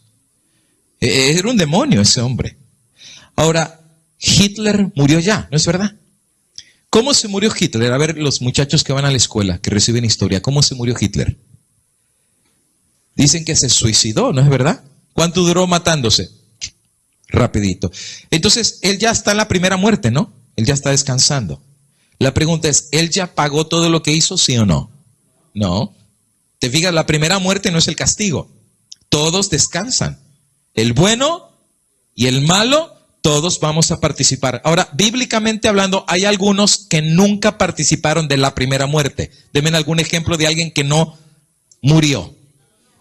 Pues Elías fue uno, él no le tocó la primera muerte. Otro fue Enoc, caminó con Dios y desapareció, ¿verdad? No, Moisés sí se murió. A él sí le tocó la primera muerte. Recuerdan que se subió al monte y finalmente el libro de Judas dice que Miguel peleaba por el cuerpo de Moisés. Y recuerdan que Satanás no quería que resucitara a Moisés y Miguel peleó, pero ¿quién ganó? ¿Satanás o Miguel? ¿Y cómo sabemos? Porque la transfiguración estaba Elías y estaba Moisés. Ahora, ¿por qué se le apareció Elías y Moisés a Cristo? Porque esa es la representación del reino de Dios. ¿Ustedes sabían eso? Moisés y Elías representan a todos los redimidos de todas las generaciones. Elías representa a los que se van a salvar sin ver la muerte y Moisés representa a los que se van a salvar muriendo y resucitando para ir al cielo. Así que están los dos grupos representados en Elías y en Moisés. Pero todos los demás vamos a participar. Ahora, cuando Cristo venga, va a haber algunos que no van a morir. Por eso Pablo dice, los que quedemos vivos, o va a haber gente que cuando Cristo venga van a pasar de vida a vida. Y algunos de muerte a vida cuando resuciten. Pero de la primera muerte todos participamos, pero no es castigo, No es castigo, sino, pues qué fácil la tuvo Hitler, ¿verdad? Todo lo que hizo, se suicidó y ya pagó lo que hizo. No, eso solamente es el sueño. Están guardados en la tumba esperando el juicio de Dios. Ahora, todos también dice la Biblia que de la primera muerte todos resucitarán. Claro, no resucitan al mismo tiempo, ¿verdad? Pero todos van a resucitar, absolutamente todos los que han muerto van a resucitar. Por ejemplo, los justos van a resucitar en la segunda venida de Cristo, pero solo los justos. Los muertos en Cristo resucitarán primero. Los injustos en la segunda resurrección, pero después de los 1000 años, ¿ok? Ahora, cuando ellos resucitan, ahí sí reciben su recompensa. Los justos, vida eterna, y los malos después del milenio, la muerte eterna. Exactamente, esa es la segunda muerte. De la primera muerte no es el fin de todo, porque todavía volverán a resucitar, pero de la segunda muerte, ahí sí que no hay vuelta atrás. El que participa de la segunda muerte, no turning back. De la primera sí, todos vamos a resucitar, Si fuiste bueno o malo y te moriste, no te preocupes, vas a resucitar otra vez. La pregunta es, ¿en cuál vas a resucitar? Esa es la pregunta. El que resucita en la primera, por eso dice Juan, bienaventurado y santo. Ya la hizo. Pero el que resucita en la segunda, ni bienaventurado ni santo, porque le va a tocar la segunda muerte. Ahora pasan los 1000 años, ¿ok? Y después de los 1000 años, ¿qué sucede? Ahora sí viene la segunda muerte. Los injustos resucitan después del milenio. Ya los buenos resucitaron en la venida de Cristo, ¿ok? Hay que ellos ya recibieron su herencia, ya están en el cielo, ya se salvaron, cuerpos nuevos, están resucitados, ellos ya están en la vida eterna. Pero los otros no han recibido todavía su castigo. Después de los 1000 años, los otros muertos vuelven a vivir, resucitan después del milenio. Ahora, solo los injustos participan de la segunda resurrección.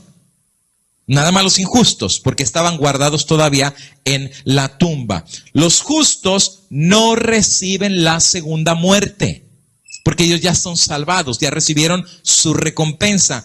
Pero los injustos reciben entonces la segunda muerte. ¿Y qué es la segunda muerte? ¿Qué es eso? ¿Cómo los va a destruir Dios? ¿Recuerdas Malaquías? Ese día arderán y el fuego y serán estopa y etcétera, etcétera. Mira cómo lo presenta la Biblia. La Biblia, no Dante Alighieri, no, la Biblia, escucha lo que dice. Cuando los 1000 años se cumplan, Satanás será suelto de su prisión. Ahora sí. Y saldrá a engañar a las naciones que están en los 4 ángulos de la tierra. Pregunto, ¿cómo antes no los podía engañar y ahora sí los puede engañar? ¿Cómo es eso? Antes no los podía engañar porque todos estaban muertos. Pero ahora, ¿por qué sí los puede engañar? Porque ya no están muertos, porque han resucitado y están en los 4 puntos cardinales de la tierra. Ahora te voy a decir algo.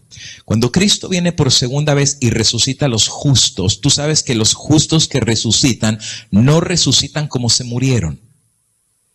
En 1 Corintios capítulo 15, el apóstol Pablo lo explica. Os digo un misterio. ¿Y sabes cuál es el misterio? Que los que resucitarán serán transformados en un cerrar y abrir ¿de qué? Así. O sea que el que se murió con cáncer, comido por los leones en el circo romano, matados por la Santa Inquisición, destruidos por su fe, el que murió por Cristo y en Cristo, cuando Cristo lo llama, junta la materia del polvo. Así, en la voz de Dios. Por eso dice, voz de mando. Y resucitan, pero ya no resucitan corruptibles. O sea, este cuerpo está bien corrupto. Mira, ya los que tienen 50 ya lo saben, ¿verdad? Nos duele las rodillas, nos duelen los dientes, hasta ya cuando se nos cae un pelo, hasta le hacemos un funeral, ¿verdad? Porque ya le decimos que no se vayan, que no se vayan. Es corrupto este cuerpo, se arruga. Ya no podemos ver, necesitamos lentes. Y cada año que pasa nos damos cuenta que peor se pone, ¿no? Pero cuando Cristo viene, el cuerpo que sale ya no es un cuerpo mortal, sino es un cuerpo inmortal. Por eso van a poder ver a Cristo cara a cara. Inmortal, puede vivir por los siglos de la eternidad. Pero en la segunda resurrección, los que resuciten, no resucitan transformados, resucitan igual que se durmieron.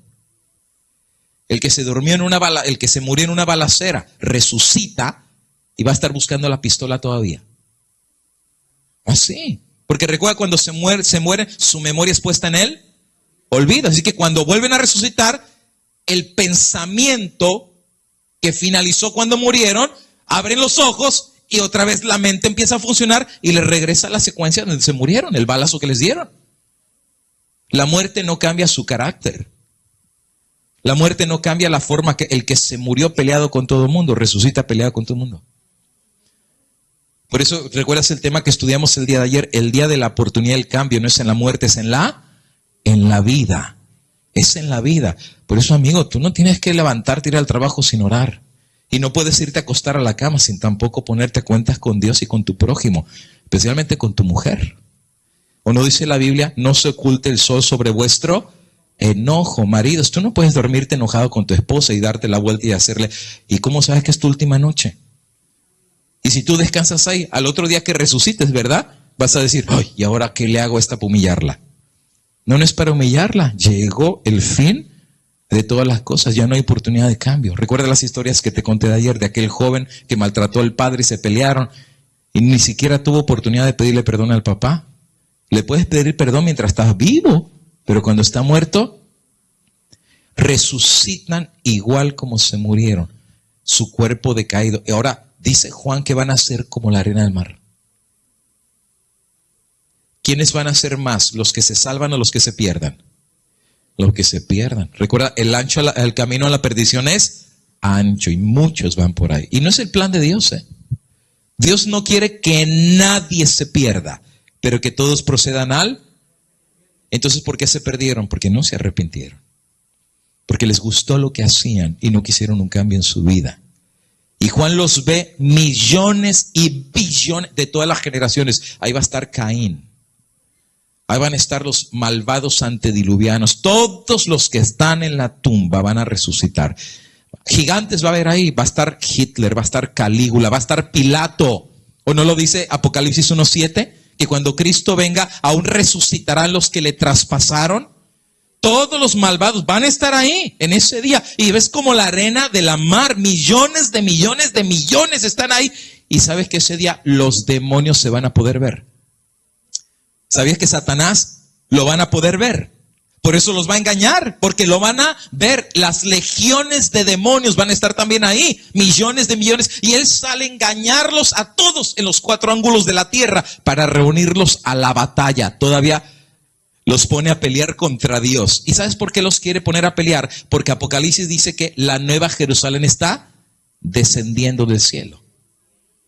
¿Y quién viene dentro de la nueva Jerusalén? Los salvados, los que ya por 1000 años estuvieron con el Señor en el cielo. La ciudad va descendiendo, preciosa la ciudad. Los muros son de oro fino, son de jaspe. Los fundamentos de la ciudad de perlas preciosas, piedras preciosas, las puertas de perlas gigantescas. La luz de Dios viene con ellos. Ahora, no malentiendas, la ciudad es gigantesca. ¿Sabes cuánto mide la ciudad? 300 millas de un lado. Y es cuadrada la ciudad. Le entran más de 1,000 millones de personas a esa ciudad. Estamos hablando de una mega ciudad. Cuando va descendiendo, Satanás los engaña. Dice, la podemos tomar. Es nuestra. Somos más nosotros que ellos. Y los engaña. Los reúne para la batalla final. El número de los cuales es como la arena del mar. Y ahí el ánimo, y todos tienen ánimo contra Dios. Por eso no están en la Nueva Jerusalén. Porque están rebeldes contra Dios. Van a tener rabia. Pues si no me metí por la buena, pues por la mala. Amigo y hermano, la única forma de entrar a la Nueva Jerusalén es por las puertas. El ladrón se salta la muralla. Y los que están acá son ladrones, quieren entrar a la fuerza, no quisieron entrar con la sangre de Cristo. Entonces agarran las armas, van a pelear. Ahora, ¿sabes qué es lo interesante? Los que están adentro están viendo todo eso. Tú sabes que las murallas de la Nueva Jerusalén son transparentes, se puede ver por afuera. Ellos están viendo. Es la última etapa del gran conflicto. Ellos ven la escena. Subieron sobre la anchura de la tierra y rodearon el campamento de los santos, y la ciudad amada la van a tomar como asalto. Van a meterse a la Nueva Jerusalén, la van a tratar y son como la arena de la mar. Y entonces Dios pronuncia palabra. Y mira lo que pasa. Y de Dios descendió, ¿qué? Fuego del cielo. ¿Y qué sucedió? Y los consumió. No dice los quemó. ¿Entiendes la diferencia entre quemar y consumir, verdad? Dios hace descender el fuego del cielo. Recuerdas que Dios tenía preparado el fuego ya. Pero ¿para quién estaba el fuego? No es para los que resucitaron de esta tierra, era para el diablo y para sus ángeles. Pero como ellos prefirieron escuchar la voz de Satanás en vez de la voz de Dios, participan del mismo castigo porque son tan rebeldes como él. Por eso dice Jesús en Juan 8:44, vosotros sois de vuestro padre, el diablo, porque los deseos del diablo quieren hacer. No digas que eres hijo de Dios. Si fueras hijo de Dios, obedecerías a Dios. Pero el que dice, soy hijo de Dios y hace lo del diablo, te estás engañando. El que hace lo del diablo es hijo del diablo. Ponle el nombre que quieras. Porque el hijo honra al padre. Y si tú haces lo del diablo, estás honrando a tu papá. Hijo de tigre, pintito. Hijo de mentiroso, mentiroso. Peleonero, el otro es peleonero, su hijo es peleonero. El otro es mentiroso, sus hijos son mentirosos. El otro es asesino, sus hijos son asesinos. Son igual que él. Viene la sentencia de Dios y baja fuego del cielo. El apóstol Pedro vio la misma escena. Segunda de Pedro capítulo 3 versículo 10. En el cual los cielos pasarán con gran estruendo y los elementos ardiendo serán deshechos, y la tierra y las obras que en ella hay serán quemadas. Por eso el apóstol Pedro dice, no te aferres a esta tierra, bonito tu carro y bonita tu casa. Dios lo va a quemar todo. No va a quedar nada en pie, ni las ciudades de este mundo. Todos los elementos serán deshechos, fundidos, quemados. Mira lo que le pasó a Sodoma y Gomorra, quedó solo ceniza. Y eso es lo que va a quedar en la tierra. Todo será deshecho y quemado. Sigue diciendo, por eso esperando y apresurándonos para la venida del día de Dios, en el cual los cielos encendiéndose. No solo la tierra se va a quemar, el cielo se va a quemar, la atmósfera.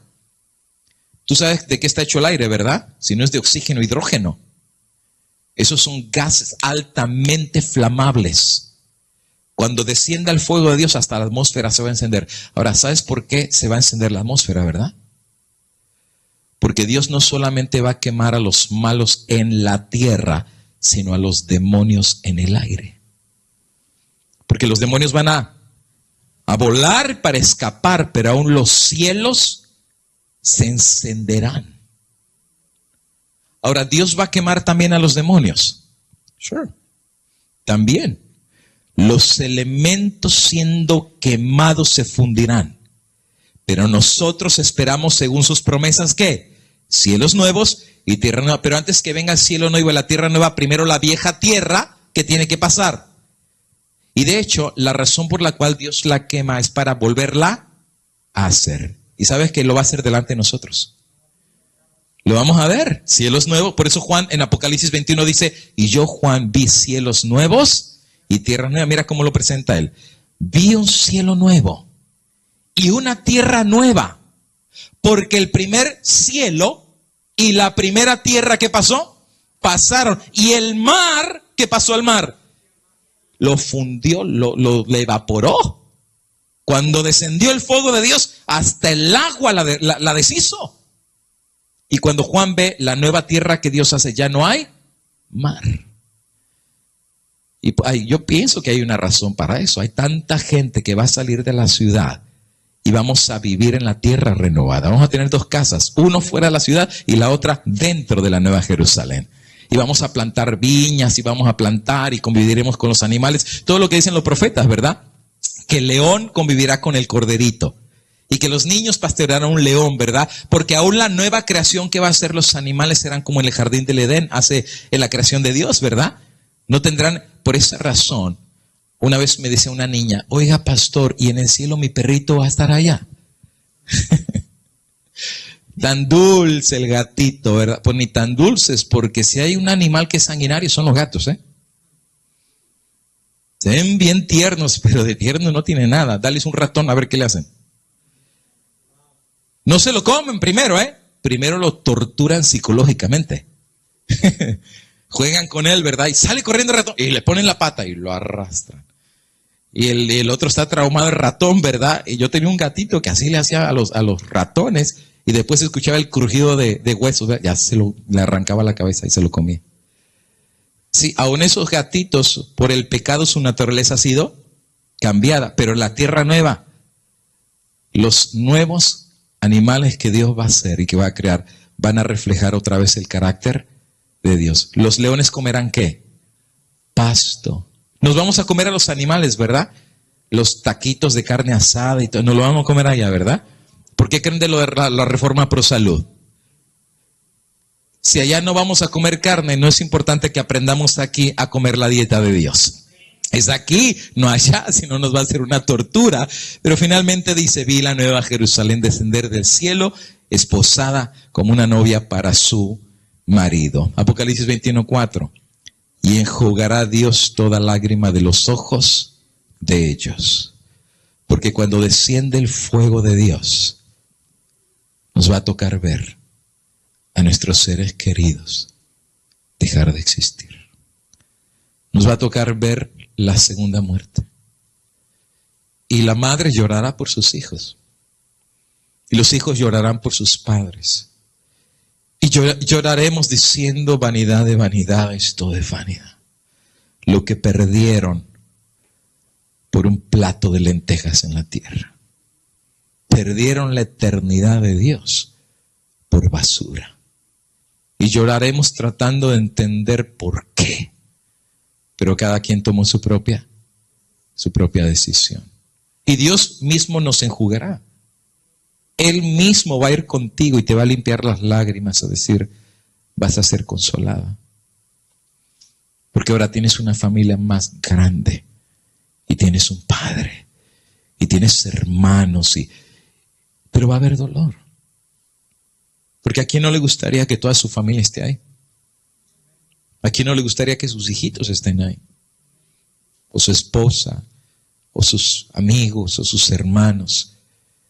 Va a haber lágrimas y Dios enjugará las lágrimas de los ojos de ellos. Pero habrá una promesa. Ya no habrá más muerte. Ni la primera, ni la segunda.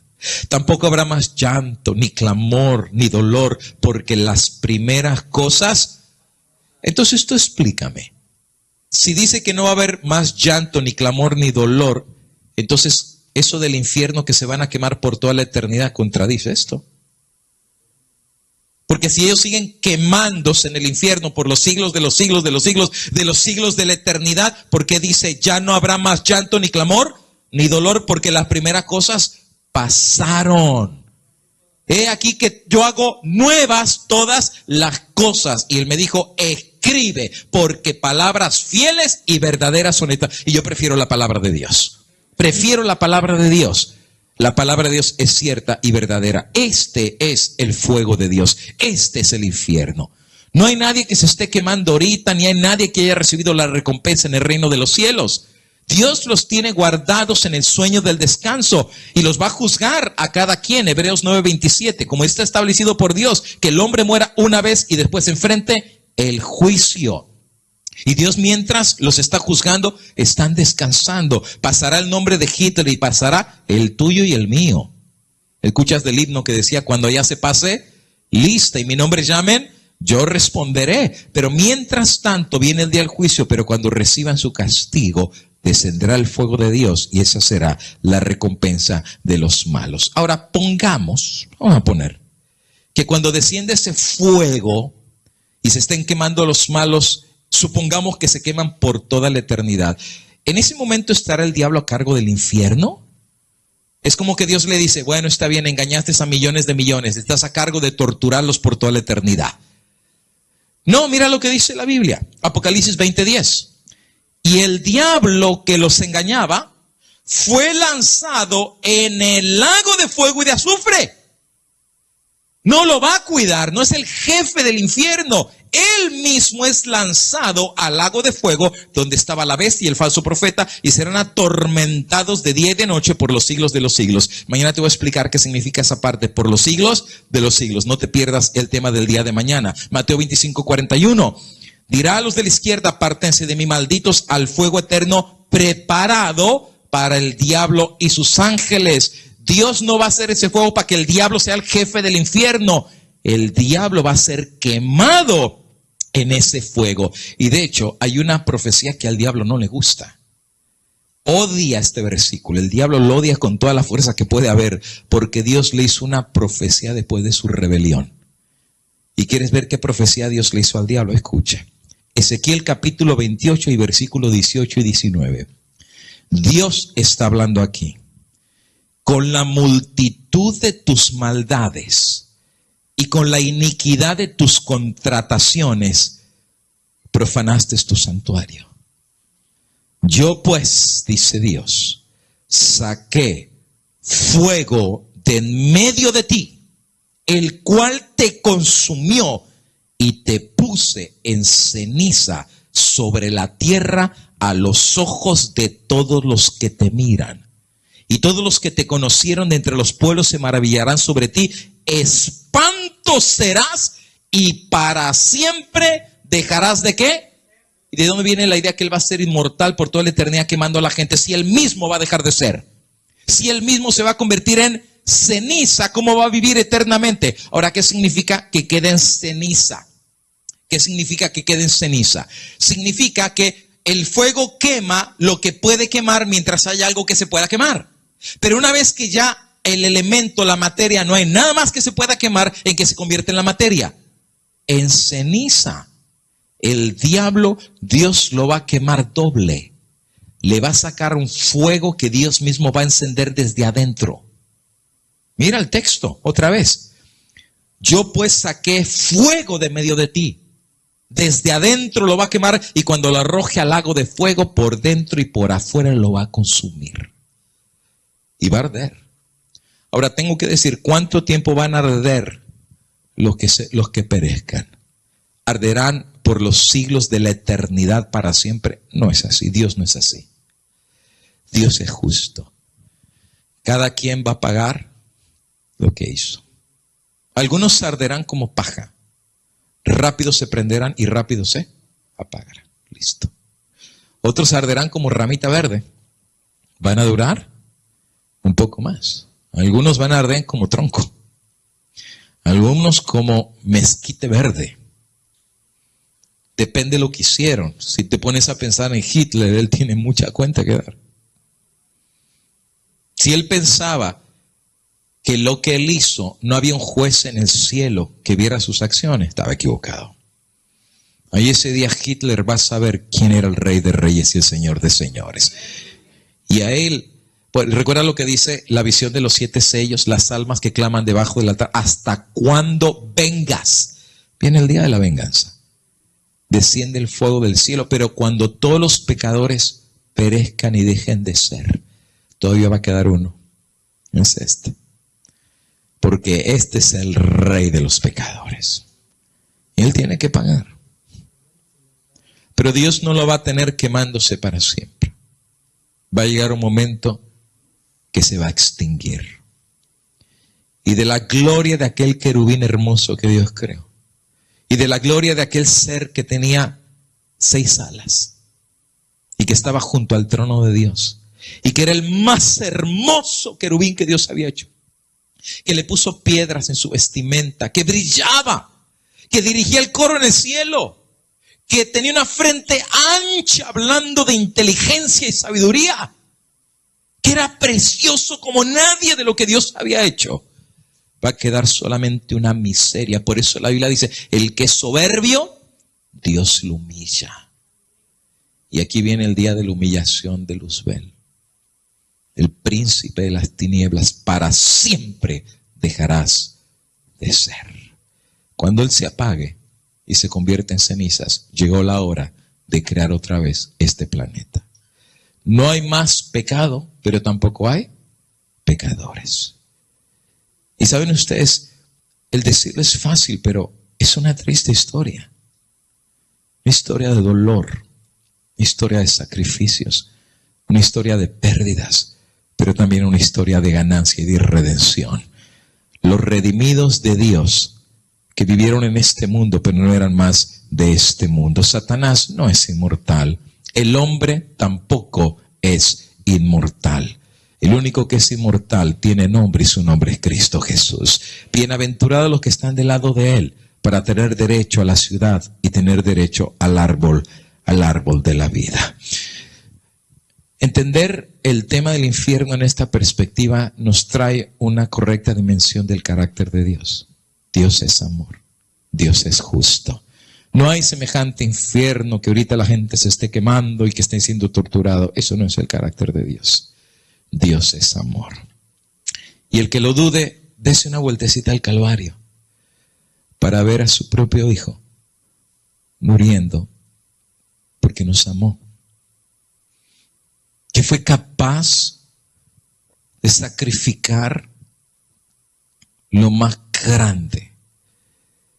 ¿Quién aquí se animaría a entregar a su hijo para que le saquen los riñones, los pulmones y el corazón, para que otros niños puedan vivir? ¿Alguien se animaría? No hay ningún cristiano aquí. No hay ni uno. ¿Quién lo hace? ¿Quién lo hace? ¿Qué padre yo quisiera? A menos que esté loco o que tenga una pedrada en la cabeza. Pero ¿quién se anima a entregar a sus hijos para salvar a otro hijo? Pero quizás tú no lo haces, pero hubo alguien que sí lo hizo y el que está allá arriba es Dios. ¿Cuánto nos amó?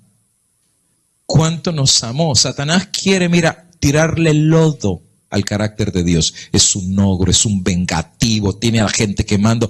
Él se goza con eso. Pero la Biblia contradice lo que él dice. Jesús dijo, el que me ha visto a mí ha visto al Padre. Y así como Cristo nos amó, el Padre también nos ama. Ese es Dios. Y yo amo a ese Dios. Lo amo porque es un Dios amoroso y un Dios bondadoso, misericordioso, tardo para la ira y grande en misericordia. Y que su amor sigue todavía ahí por ti y por mí. Yo escuchaba una historia y con esto quiero cerrar. La historia de el papá que un día se llevó a su hijo al trabajo. El hijo no estudió ese día, el papá se lo llevó y el señor trabajaba en una estación de trenes y él hacía los cambios de rieles para que cuando venía un tren y otro tren y hacía los cambios, ¿verdad? Bueno, en una de esas viene el hijo y se va con el papá. Y el papá, distraído haciendo los cambios de los trenes, de repente el hijo que estaba en la cabina con él, el papá volteó y ya no vio al hijo. Y el papá se asustó y dice, ¿dónde está mi hijo? Pero estaba haciendo los cambios de los trenes, ¿no? De las vías del tren. Pero cuando el papá volteó, vio que el hijo estaba estancado su pie en una de las vías del tren. Y el papá va a salir para sacar a su hijo. Pero entonces el papá nota que a la distancia venían 2 trenes. Estaban acercando a gran velocidad y él tenía que hacer el cambio, porque si no hacía el cambio, los 2 trenes iban a colapsar y habría de haber cientos de muertes y de heridos en un terrible accidente. Pero el hijo está atorado ahí y él tiene que tomar la decisión entre salir y salvar a su hijo y dejar que murieran cientos, o salvar a cientos y olvidarse de su hijo. ¿Qué decisión? Entonces el padre, sin pensarlo 2 veces, cerró los ojos, movió la palanca que hacía el cambio de los rieles de los trenes. En cuestión de segundos, un tren pasó a alta velocidad y el otro tren pasó a alta velocidad por el otro lado. Las vías habían sido cambiadas y el padre, con los ojos cerrados y con lágrimas en sus ojos, sabía que el ruido de los trenes equivalía a que su hijo había sido atropellado por ellos. Y él lloraba y entonces abrió los ojos y vio pasar los trenes y vio a los pasajeros en el tren riendo, tomando, comiendo. Y él simplemente dijo, sigan comiendo, sigan riendo, porque ustedes lo que no saben es que están vivos, porque mi hijo murió por ustedes. Y eso es lo que Dios hizo por ti y por mí. Dejó que su hijo fuera atropellado por todos nuestros pecados, para que todo aquel que en él crea no se pierda, mas tenga vida eterna. Yo amo a Dios. ¿Quién ama a Dios esta noche? Alabado sea el nombre de Cristo Jesús. Vamos a orar a nuestro Dios en esta noche y darle gracias por ese amor tan grande que ha tenido por nosotros. Nos ponemos de rodillas. Vamos a orar.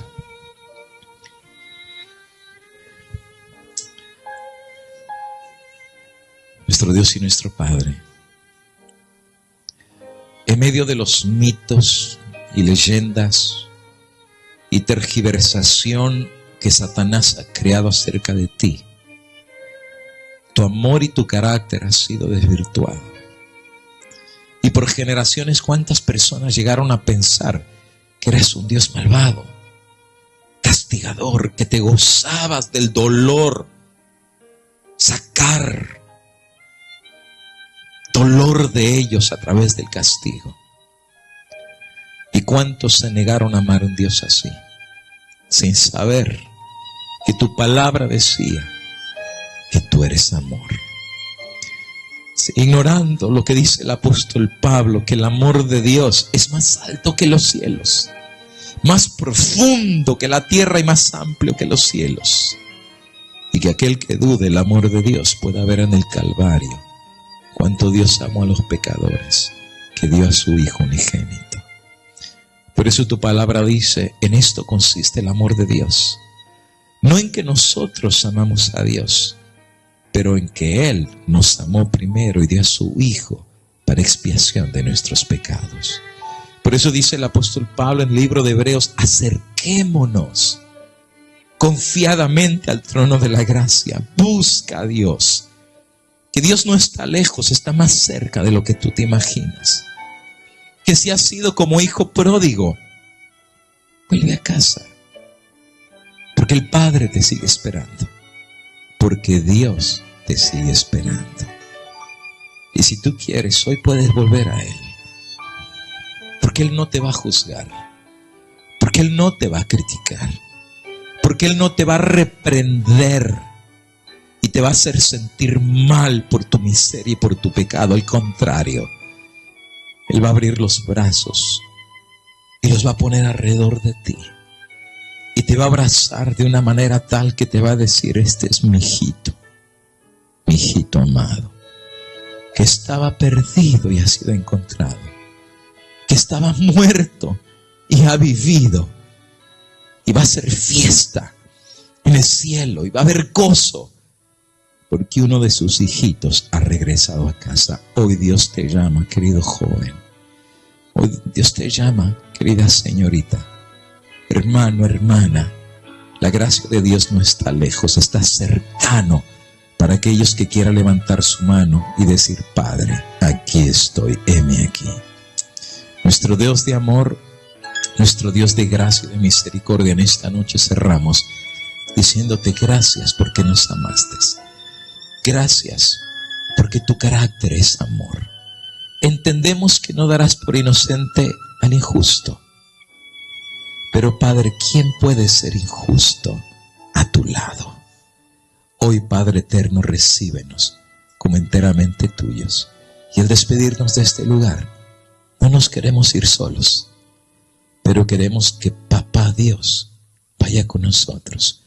Ven a nuestras casas, ven a nuestros hogares, ven con nuestros hijos, ven a nuestro corazón, desde ahora y para siempre. En el sagrado nombre de Cristo nuestro Señor lo pedimos. Amén y amén, Señor Jesús. Amén.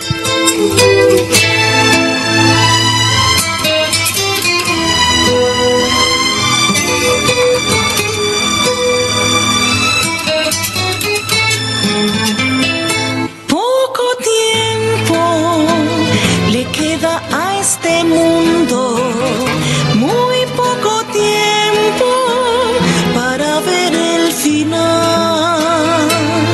Los ejércitos del cielo están atentos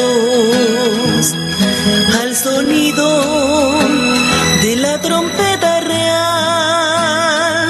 Ponte en fila de los soldados firmes.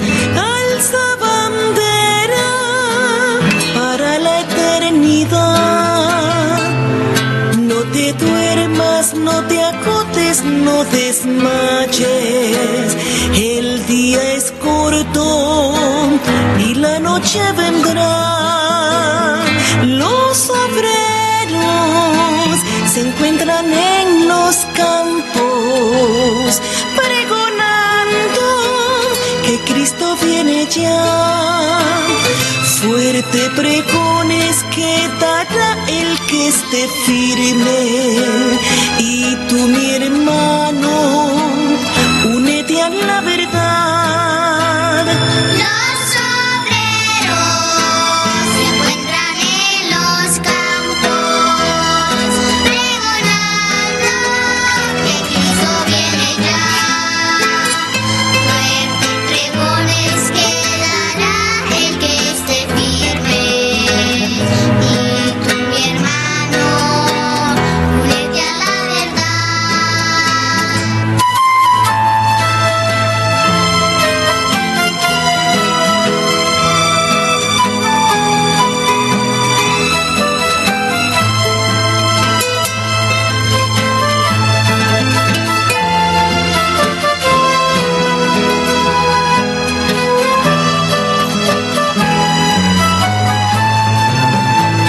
El Rey del cielo está esperando coronarte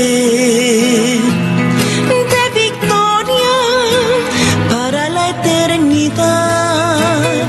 Fuerte pregones que dará el que esté firme. Y tú, mi hermano,